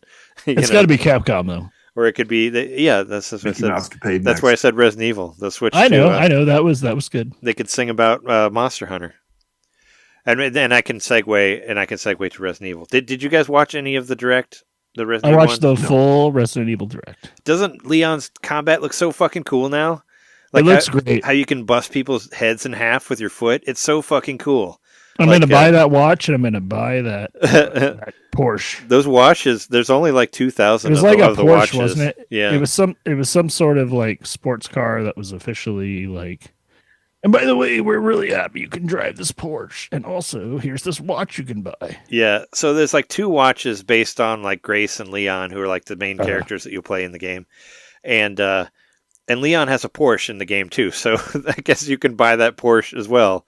But no, you got to watch that trailer because that just like the Leon shit looks so cool. Like he really good. He carries a hatchet around with him, and he's like sticking it in and they're like zombies again. They're calling them zombies again, and he's like splitting people's heads open, and you can like stick your foot in their head and explode it, and it's you like can, so push them against the wall. Yeah, it's like so super violent, and it just looks so cool. And I watched the guy was talking about like. I guess the original idea was that they were going to make like a more like horror Resident Evil with Leon in it, but they're like Leon's been through all this shit, and this is post Resident Evil 6, so yeah, so he's not afraid of anything, so we can't have like a timid Leon, so that's why they brought Grace in for like the scary stuff, but Leon's just going to kind of be like straight up all action, and they said that they're trying to basically do another Resident Evil 4. Like in this, like cool a new one. Try and marry the 2 styles. Exactly. They were like Resident Evil 4. Because they were like, it's like Resident Evil 7 and Resident Evil, like 7 is more like what you'll get with the Grace experience or whatever. And then, which I haven't played that game, but. Yeah, 7 is the more horror one, which I always wanted to play 7 because people really like that one. But I played Village, I think which I loved. I think of the sections in Resident Evil 4 where you're playing as Ashley. And, sure. You've got like the limited stuff. Like those levels were, to be honest, annoying. They weren't really that fun. But yeah, but Grace can still shoot people. Like, and she has a giant gun, or she'll get a giant gun eventually. But she has like limited amounts of shots. Like she can only shoot like she has a very limited, and she also needs to use a save ribbon. Well, that's that's depending on what difficulty you choose. Okay. Yeah. No, that was in the direct. Yeah, they said that if you want to, you can play classic mode where you have to find ink ribbons to save with the type. But I thought that was specifically in Ashley's mode that you need to use save ribbons. I don't think that's in Leon's mode. Oh, I don't know. I just know they said that it was a difficulty choice. Like you don't necessarily. It's basically 2 games like mashed together, and then they're going to intersect. But I don't know. I'm getting Ashley vibes from Grace. A little more badass, but Ashley was all right. And also like Ashley's got skin in the game because it's her mom that like she's trying to figure out what's going on with. So Oh, what, Grace? it's like, you mean? yeah, Grace. I'm sorry, I said Ashley, but yeah, Grace is trying to figure out what's going on with her mother. So like she's got skin in the game, so she's like overcoming her fears for this like very noble reason. So I'm excited about this game. I'm gonna buy it. Yeah, I didn't really know that much about it, So I was like, yeah, of course I want to get it because I really liked Resident Evil 8 and I want to play 7 also. But I watched this direct and I was like, oh wow, yeah, this game looks amazing. It really turned me around. And most of the time I'll just throw on a direct in the background and I don't really care. But I had it on like while I was editing, but then I watched it again with the sound on because like I said, the Leon stuff looks so cool. I was like, oh wow, this looks amazing. Like, yeah. This game looks I'm not badass. normally one for merch, but I'm definitely going to get the Porsche and I'm going to get each of the watches because, hey, 2 wrists. You know what I'm saying? Yeah, that shit's going to be expensive. Yeah, I think they're only making like 2,000 of each of the watches. I don't know how many Porsches they have, but they didn't show the amiibo still. Like we still don't see and haven't seen any of the amiibo, but they did show like the other one, like the Pragmata amiibo or whatever. They showed that one, but not the Resident Evil one. So what the hell, guys? But no, the amiibo continue to be a thing, but they're more niche. Yeah, but no, Resident Evil Requiem looks awesome. I'm very excited about it. It's very I need to play, and as I said in the last episode where we were doing our goals for the year or whatever, I really want to play through Village. And I think that'll be good for me because maybe I'll play 7. I probably won't. I'm definitely not playing 6. Fuck that. Well, 6 is bad, but I want to play. I'm not playing 5 or 6 ever again. Yeah, I didn't like. I want to get caught up. I didn't like 5. 5 way back when. 5 is play all the way through all of them. I would say if you want to play some good Resident Evils, play the ones that I got you. Resident Evil Revelations 1 and 2 are awesome. Yeah, the Revelations games. Those games are good. Really good. Those games are good. They're not as problematic. Yeah, and they're not like annoying as hell to play. They're actually fun to play. You're not just like going to kill a bunch of black people in Africa. But they don't have shit controls also. You can actually run and aim at the same time. All right, add it to my resolutions. I'm going to catch up on Resident Evil. Yeah, you should at least play, like I said, Revelations, because Revelations is awesome. I mean, you must start. There's a new one coming out. Yeah. I was hoping you would get excited. That's why I got you those, because I was hoping you'd get excited and go play them. I've heard, like, on IGN's podcast, they talk about, like, oh, Luigi's Mansion on a boat, mansion on a boat. They already did that. It's called Resident Evil Revelations 1. Right. That's a mansion on a boat, and it's really cool. So it does seem like the logical progression from, Yeah, mansion boat. It seems like it would be a cruise ship. And there's, like, 2 mansion boats, too. Like, it's cool. There's some fun twists and stuff in there. So. Oh, I do remember the part where there's the upside-down boat that you get after you defeat Dracula. Yeah, no, it's not an upside down boat, but there are 2 boats, and they do a cool way of telling you about it. And aside from that, there's supposed to be a Yakuza Kiwami 3 demo coming out soon. I'm very excited about that. I don't have it yet, but when it comes out, I'm going to play the fuck out of it, and both of you should too. So have you played Kiwami 3 before on? Well, PlayStation or whatever? It's not. I mean, I played Yakuza 3 for PlayStation 3 when it came out like 15 years ago. So this is a new game. This is a brand new Yakuza game that is not on any other systems, and it's coming out day and date.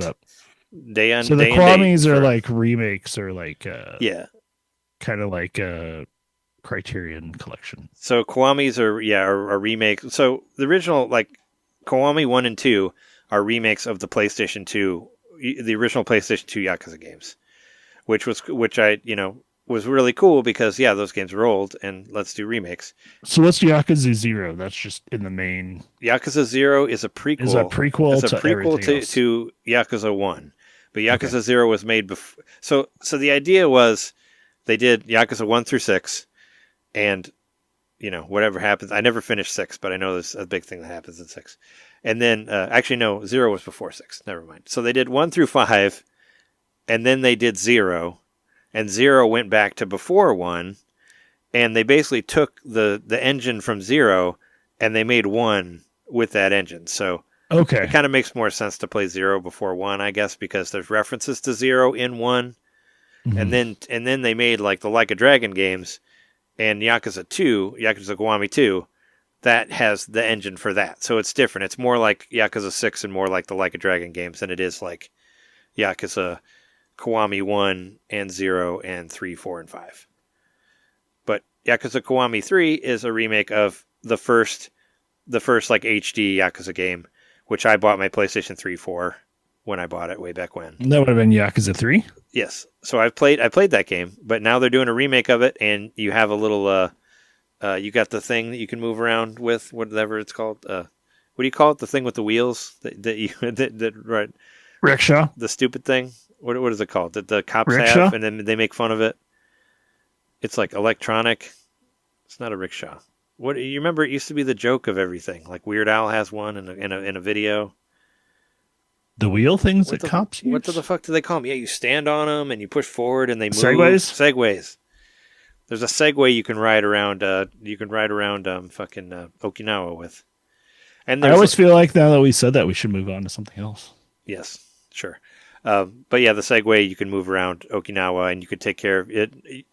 Kiryu has an orphanage now because he was an orphan, and he adopts Haruka, but he also adopts like 10 other kids. And he tries to retire and start an orphanage in Okinawa, and there's this whole like, Animal Crossing dad rank, as they call it, where you do all these things for your kids and you try to raise your dad rank. And there's funny, like you sew their clothes together, and you cook stuff for them, or you play like catch with them or whatever. And there's this whole like sort of Animal Crossing-ish like mini game that you do. Hopefully that's going to be in the demo.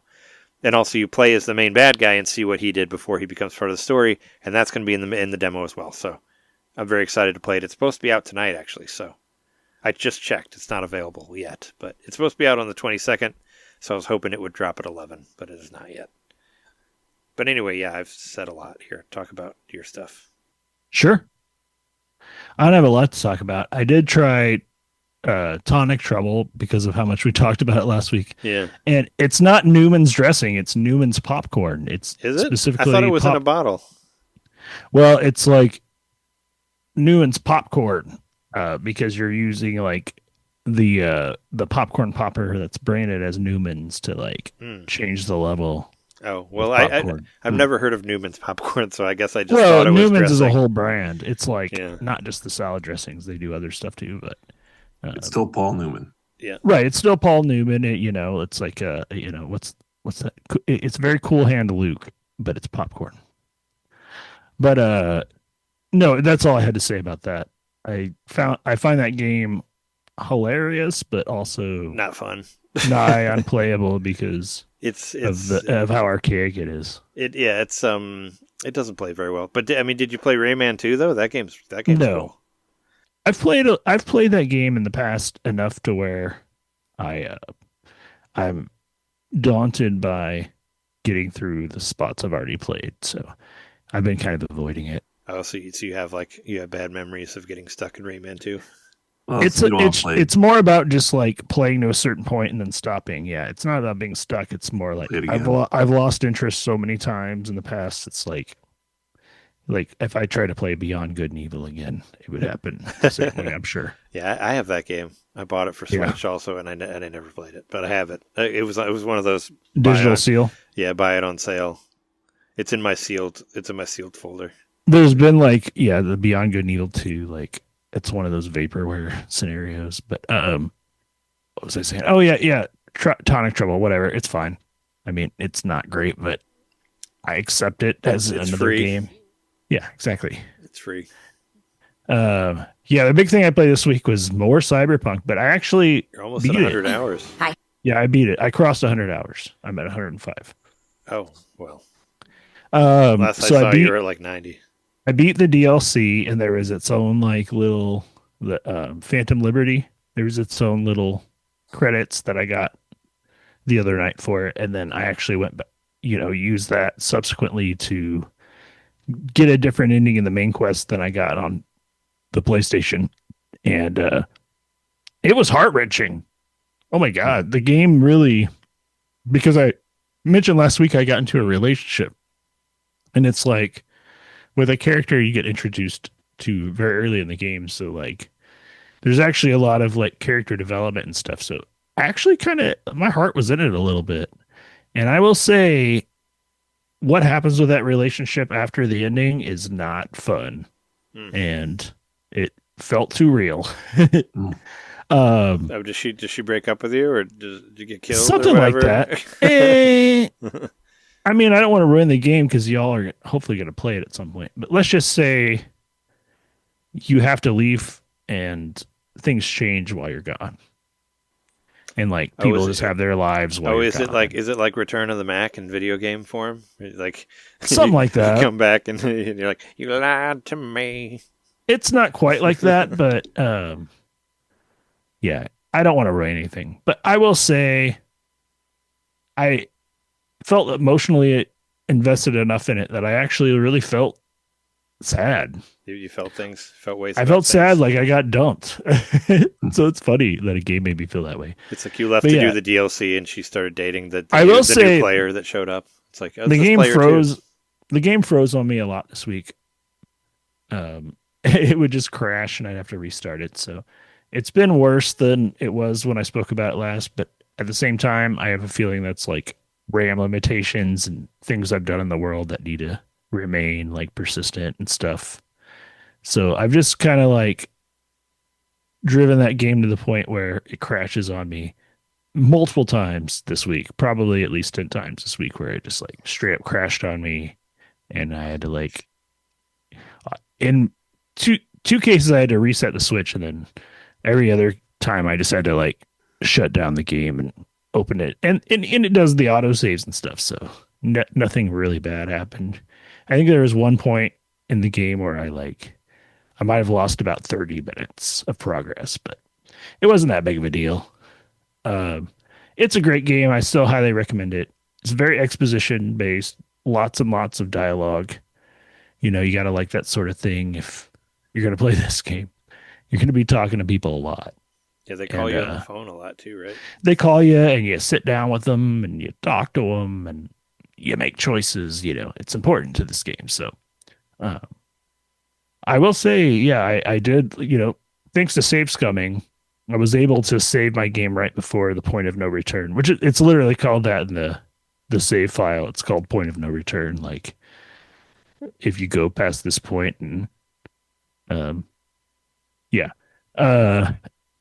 I like it. Yeah, I saw the credits, and then I saw the credits for the DLC, and I saw the credits for the main game. So I don't know how much more I'm going to play this. Like, I don't really have a whole lot more to do. I basically completed all the quests.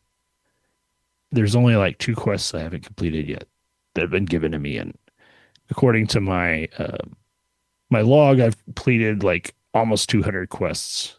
So yeah, at 105 hours, I think I might be about done with this game. I've seen the credits twice.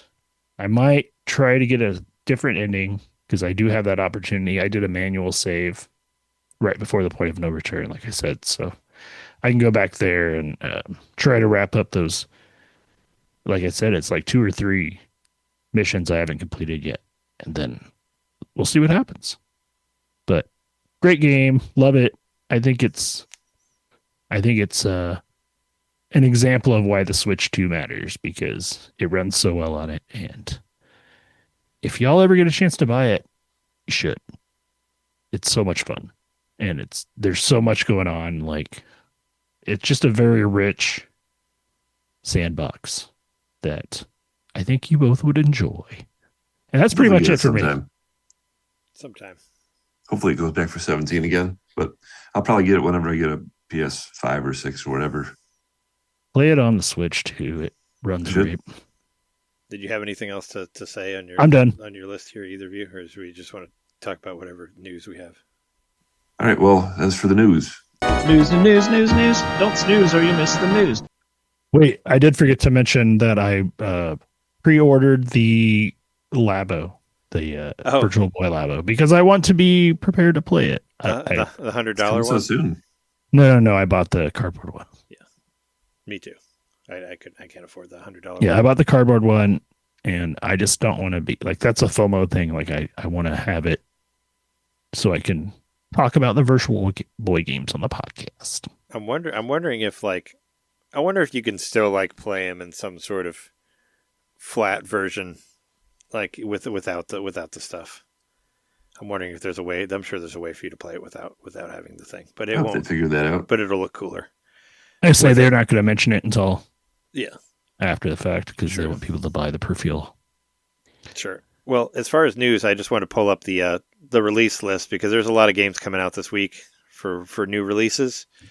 Forgive Me Father 2. I actually have Forgive Me Father 1, and I never beat it. But it was a cool, like, stylized first-person shooter game, with the pixel shooter stuff that I liked. It was pretty It's like hard. a comic book, I right? never got all the way through. But it just looks kind of comic booky. That's coming out on the 22nd for $30. Fighting Force. I even heard it's somewhat Lovecraftian. Yeah, everything is. Fighting Force Collection is coming out also this week. I'm very interested in that because I liked that game on the 64. I remember when that came out. I never played it. Oh, but there I was remember like, it existing. yeah, I remember there was a little bit of a I don't think that one got beat reviewed 'em up well. games for a while, and I was so excited to play a 3D beat 'em up. This is the first 3D beat 'em up I ever played, and I remember really enjoying it. I thought it was pretty good. It was like Streets of Rage on the N64, so I'm really interested in getting this one. Yeah, I didn't see it listed, but I mean it was in the news. They said it was coming out this week, but it's not like On the 23rd, yeah. It's not listed in the eShop yet, so I don't know the price. IGN gave it a 5.5 out of 10. Yeah, they were wrong. I liked it. That's what Fighting Force got. I remember it didn't really didn't get reviewed that well, but no, don't listen to reviews. Follow your heart. Dynasty Warriors Origins is coming out this week. There was a big demo for the other systems, and I was kind of hoping that it would be on Switch too also, because I heard a lot of people liked it. It's basically, going back to the very beginning of Dynasty Warriors, but now it's smaller. It's like a smaller story, but I heard that a lot of people like the game, and there's DLC coming out also, like releasing the same day as this, and I would play it if there was a demo. If not, I won't. But if there's a demo, I'd at least try it. And I think it looks pretty good from what I've seen of the videos of it. It looks nice on Switch too. So there you go. That's one I want to have that on there. Final Fantasy VII Remake Intergrade is coming out this week too. It's actually out now for $40. It's been getting glowing reviews on how well it runs on the Switch too. Yeah, I mean, if it was a different game, then I'd buy it. But Well, there's a demo. You can try it. yeah, no, I was saying there's a demo that I've downloaded, but I'm pretty sure the demo is the same demo And I that I played that played demo, for yeah. PlayStation 4 in 2020. So, I've played it before. But I don't care about Final Fantasy VII. But it's out now. A lot of people like it. We'll see. The Rumble Fish 2, which is a fighting game that was available for Nintendo Switch 1, is getting a Switch 2 edition on the 21st. And it's like a $5 upgrade if you already have it, or it's $20. Do you have it already? I don't have it yet, but I mean, I had not even heard of it. But I don't know, apparently people like it, and I was kind of... Is it like a modern game, or is this an older game that's been... Rumblefish sounds like a website. I can't help it. I think Sounds it's... like I something think Rumblefish.com would be a It's a website. book. I think it's an... I think Is it's it? Okay. Yeah. I thought it was like a new fighting game, but it looks like an old fighting game.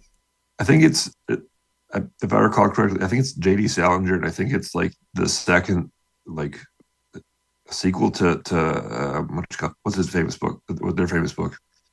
Catcher in the Rye? Catcher in the Rye. Yeah. Rumblefish? No. I don't think I would this say, has- I think this has got to be more to do I was with like, I don't think- S.E. Hinton, like Outsiders. And I would stuff say, like I don't that. think this has anything to do with J.D. Salinger. No, that's what it is. I would It's say S.E. S.E. I think. Hinton, yeah. Yeah. I don't read. I mean, it's two initials followed by a last name. I get why Right. you were confused. I don't think it has anything to do with books. It's I don't think it does either, but it's a- Rumblefish is a I think pretty- Rumblefish was one of the books in Specific that title. series. That's why I remember it. And It's I a- think it was one of the because like there was like the Outsiders, and then that was Then This Is Now, and I think Rumblefish was the third one about soda pop. It was it was an arcade game in 2005, and it was known for like looking really, really good, for having super good visuals. That's what it's saying. So I had not heard of it, but Folks were known to stay golden when they played it. it looks really good from what I've seen of it. So that's why I was kind of intrigued by it, because it looks like a really good fighting game from the time, from the golden age of fighting games. We got a surprise update to Donkey Kong Country Returns HD. We did, How yeah. about We got an update to Bonanza also, but the Returns HD adds Dixie in it now. Dixie's in the game, and also there's some higher resolution for Switch 2 if you have a Switch 2 and you're playing it. So they updated some of it, and I guess it looks better now. So it does actually look different because it originally apparently didn't look much better than the 3DS version. So we're returning to the return of the return for So much returning.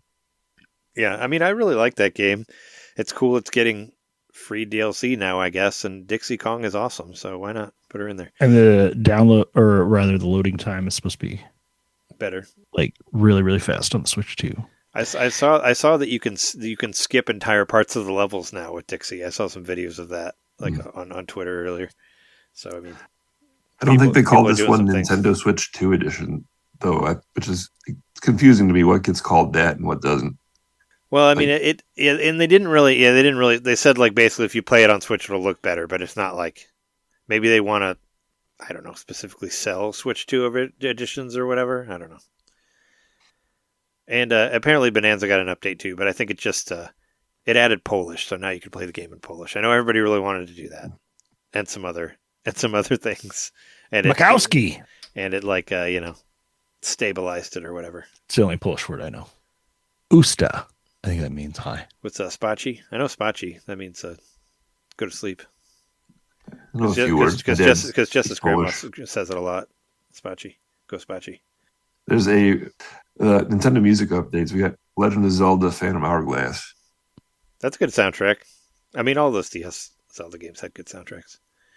But yeah. I think it makes sense the soundtrack would be on a touchscreen device because that was all touchscreen. True. There's some evidence that Nintendo's going to release a Switch 2 model that somebody found on their website. This is interesting.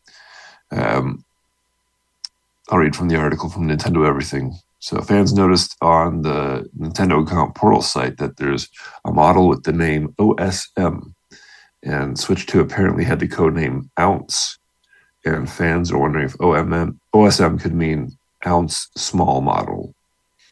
Oh, so they're just kind of guessing at the letters, right? It's not really. Well, they're gonna do a slim Switch because that's the tech trend right now to make everything thinner. Well, I mean, we had a Switch Lite, so why not a Switch 2 Lite? I think it makes sense that there's some other stuff to back this up. So, the Nintendo account portal contains images for each Nintendo Switch model, and when you attempt to plug in OSM, it shows a Switch 2 image. And then the website script also lists OSM as a product code. So, and then I also think I agree with something that IGN said a couple episodes back on NBC. I think Nintendo really wants to get a cheaper, smaller model of the Switch 2 out there pretty quick because they want that specifically for kids. You know, parents are hesitant to buy something that costs $500 for their kid that's going to throw it around and all that stuff. That's going to be a confusing SKU. Yeah. Switch 2 Lite versus like Switch Lite. They're going to probably look very similar. Yeah. Yeah, I don't know. I don't know. Maybe a bigger screen. I mean, hopefully the Switch 2 Lite, like the Joy-Cons won't die, because that was a big thing with the Switch 1 Lite is the Joy-Cons would still drift, and if they drift, you got to get a completely different Switch 1. You can't just get different Joy-Cons. You got to get a whole nother light. That's why I never got one. I know it's a big part of the Switch, and also, subsequently though, it was a big part of the 3DS that they released the 2DS.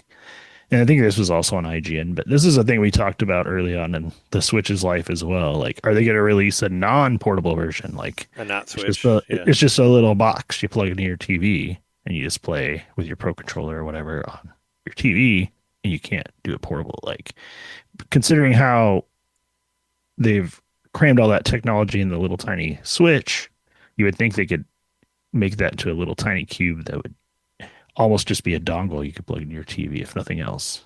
It probably would need a power supply, but it would be I bet it would be very, very tiny if they did release something like that. I could see something like that happening. I think it might be confusing, or it would be challenging from like a marketing standpoint. Yeah. I think so too, but There are definitely people who would want something like that. it would also be like a chance to like, if you bought it, it would be, you could subtract the cost of a dock from what you pay for it because you don't Yeah. have to dock for that. So like in a way, that's even more of a shrewd purchase as a second console. Sure. Maybe they could make it I just cheaper. got this second Yeah. dock for 125. I mean, that's it also came with, another plug and cords and all that Mhm. stuff. So maybe the dock is like $80, right? Yeah. Yeah, I could save some money. We got an update, or we're getting an update to Hitman, which is going to be full cross progression across all platforms. So you can. Now, That's cool. I thought you Yeah. could. I thought you could already do that. Well, I mean, I guess Mhm. you did it from Switch 1 to Switch 2, but not between systems, right? That wasn't Right. that wasn't something Yeah, that was no. available before. That's Yeah. become And that more was- of a common thing. I've I think tried Hades going 2 back. has it as well. I bet if I did go back, that makes sense. If I went back on the Switch 1, it would probably be the same. But I don't know. Yeah, now you can start on PlayStation, continue on your Switch 2, and finish the day on your PC if you want to. That's cool. I really want.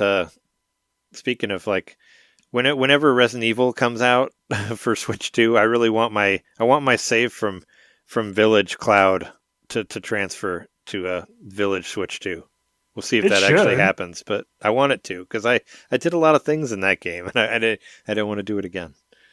Jeremy, I thought you might be interested in this book. This is called The Oral History of Guitar Hero, Rock Band, and the Music Game Boom. Okay. It's a coffee table book. So it's like a hefty, Mm-hmm. $65 book with, lots of photos and all kinds Is of it through stuff. like boss fight books or something like that? Or is it like its own thing? It's from a group called Read Only Memory.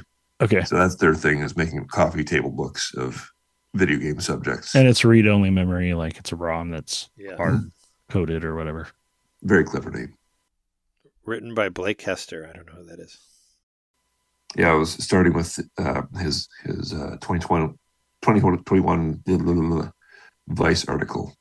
I would be surprised if I learned anything new, but at the same time, if I ever did get that Guitar Hero corner, I'm hoping to have set up in my house. It's kind of funny that it has like these dividers that kind of are supposed to look like the buttons on the That's cool. on the guitars. It's kind of Yeah, what I the get design from on it. this book and on all their books, I poked around on their website. It's like pretty spectacular.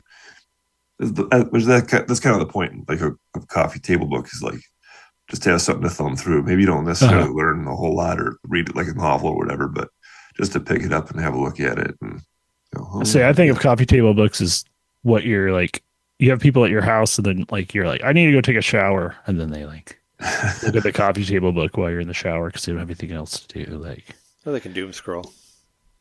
they could doom scroll, but they could also nowadays look at they'll just get on their media. phone and look at dumb shit while you're in the shower. Yeah, You can't force your literature on people as easy now. Now that It's true. everyone has cell phones. it's true. We got some updates on Nintendo movies. So the Zelda movie is going to be streaming on Netflix after the theatrical run. That's kind of a non-story because like everything streams on Netflix after its And that's theatrical pretty run. much gotta be like. I mean, every movie ends up on limited Netflix eventually. exclusives. Yeah, but it's like a limited exclusive, so it'll debut on Netflix. But I imagine they'll eventually make it available on other platforms. Yeah, I mean, Mario did too, right? Mario was on Netflix after it was in the theaters, but you could buy it. You could buy it on Amazon or whatever. It wasn't exclusive, but it was there. I mean, I felt like that was like a non-story. It's like, yeah, it's cool. It's like, yeah, it'll be on Netflix. Everything will be on Netflix. It's like, It is, okay, but, whatever. Yeah, I'll take whatever little news I can get on that movie. I'm interested in it. And how about some more non-news? Old Spice announces a line of Mario Galaxy movie products, so you're gonna be able to smell like the Galaxy. My favorite response to anything on Slack ever is when I posted the GIF of Zoidberg with the or no, not Zoidberg. What's his name? The Professor Farnsworth with the smelloscope, the from Futurama, just saying that it smells awful. I was just trying to think. That's the first thing I thought of is because he invents like a telescope that you smell with your nose. That's how they found the giant trash planet in Futurama. It's a strange crossover, and it seems a little. But that's the first thing I went to was Late. was the smelling the galaxy with the smelloscope, and I found that perfect GIF of him saying that it's more foul than anything else I've ever smelled, and that's probably what this will smell like. So I'm there you sure go. it smells like Rosalina's feet or whatever. It's fine. It smells like the Trash Planet. Cool. What do you think of the new Lego set that was revealed, the Zelda set? I think it looks cool. I don't care. Expensive. You don't care? Too expensive, yes. Yeah, I mean, I don't. It's expensive. I'm not It's better gonna than some buy of the any of others. these. I think I tend to gravitate with a Lego set. I tend to gravitate towards constructing like one thing rather than like a diorama style Scene, thing. Yeah. Yeah. So like the minifigs and stuff, they're cool, but like I don't know, you can use your imagination and build your own Lego fun with those minifigs. But whereas like I like the sets that are like you're building this one model out of the pieces that isn't a diorama, it's a piece of its own. I like that. Like Zelda and Link kind of have like the same face. I'm looking at the pictures here, and they're both like yelling, but they're like Well, they're they have related. they have the exact same mouth. It's like yeah. They're not related. I can see myself I'll say on they're a, not on like a they're not good blood day. related. If again I walk into a Target and happen to have the money and all that, and The Ganon looks pretty cool, I guess. But yeah, no, Ganon I looks don't cool. I don't see myself buying any of these. I really enjoyed putting that Lego Game Boy together. So still looking. But that's at like a doing very it. special, nice, accessible price point. You know, Yeah, what I the mean? Game Boy. That's half the 60 price bucks, of that this was, like, one. Perfect. And you can also find a place to put it because it even has like, doesn't it even have a stand that you It build? does, yeah. So it's like you build this diorama, that's cool, but like where are you gonna put it and Yeah. how are you gonna protect it? And I know, Well- my brother-in-law, like him and his dad both collect Lego sets, and they had like this coffee table that had like a glass top, and they put like, I think they had like the Friends. There's like a Friends diorama, and they put a few dioramas in there, and that looks cool. Don't get me wrong, that looks great. But as fun as it is going to be to build a diorama, where does it go afterwards? I would say I know where yours is going to go. The cats are going to knock them over, and they're Exactly. going to get destroyed. Yeah, That's what's going to happen to you if you. I don't know how my Piranha Plant has remained safe because they've both gotten up on that bookshelf next to the Piranha Plant, and somehow it's still up there. Yeah, our cats don't really knock stuff over. You're showing the high shelf there. It's pretty high, but, Yeah, I'm but they showing do get up there.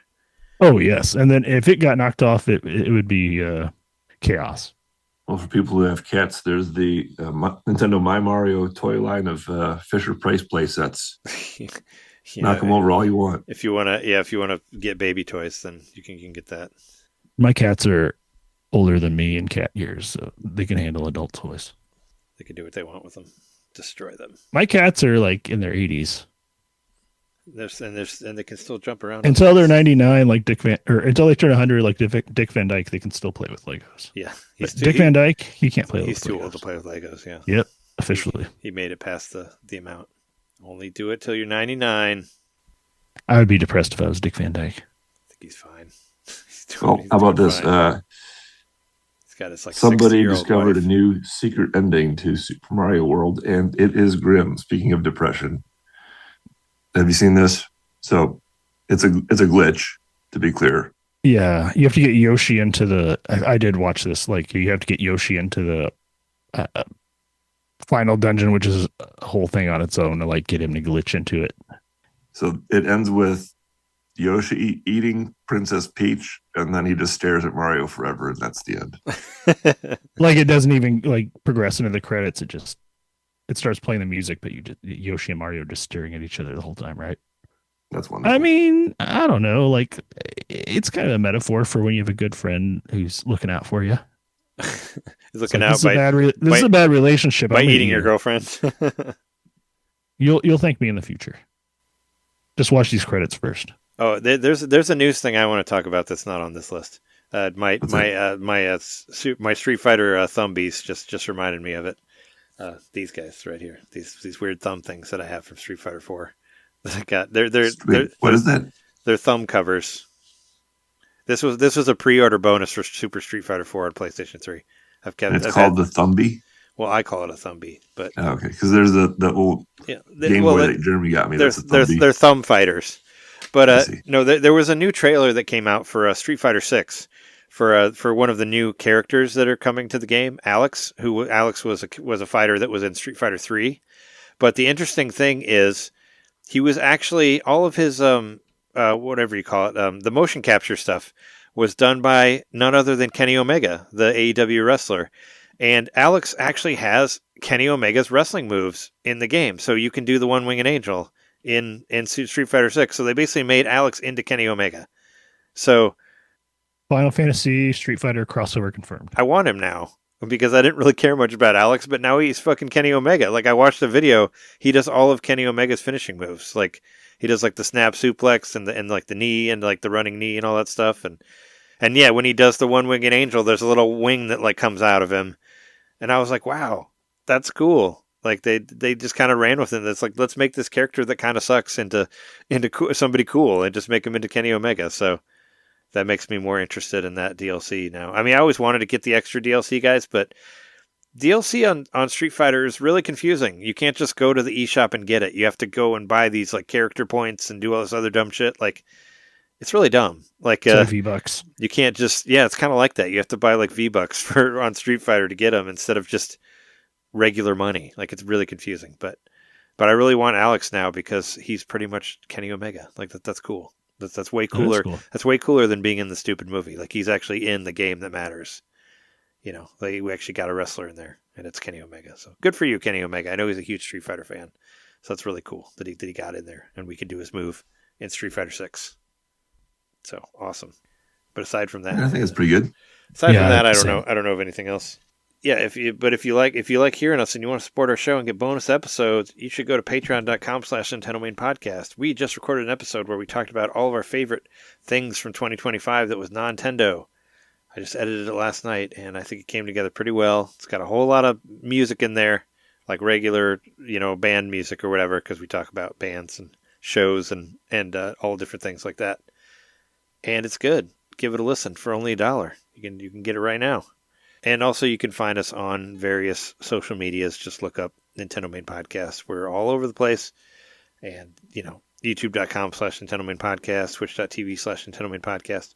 I'm sure whenever that Yakuza Kiwami 3 demo drops, I'm gonna record it or stream it. I was hoping it would be available now, but I still can't. It's still not up there yet, but I'm sure there'll be something from that.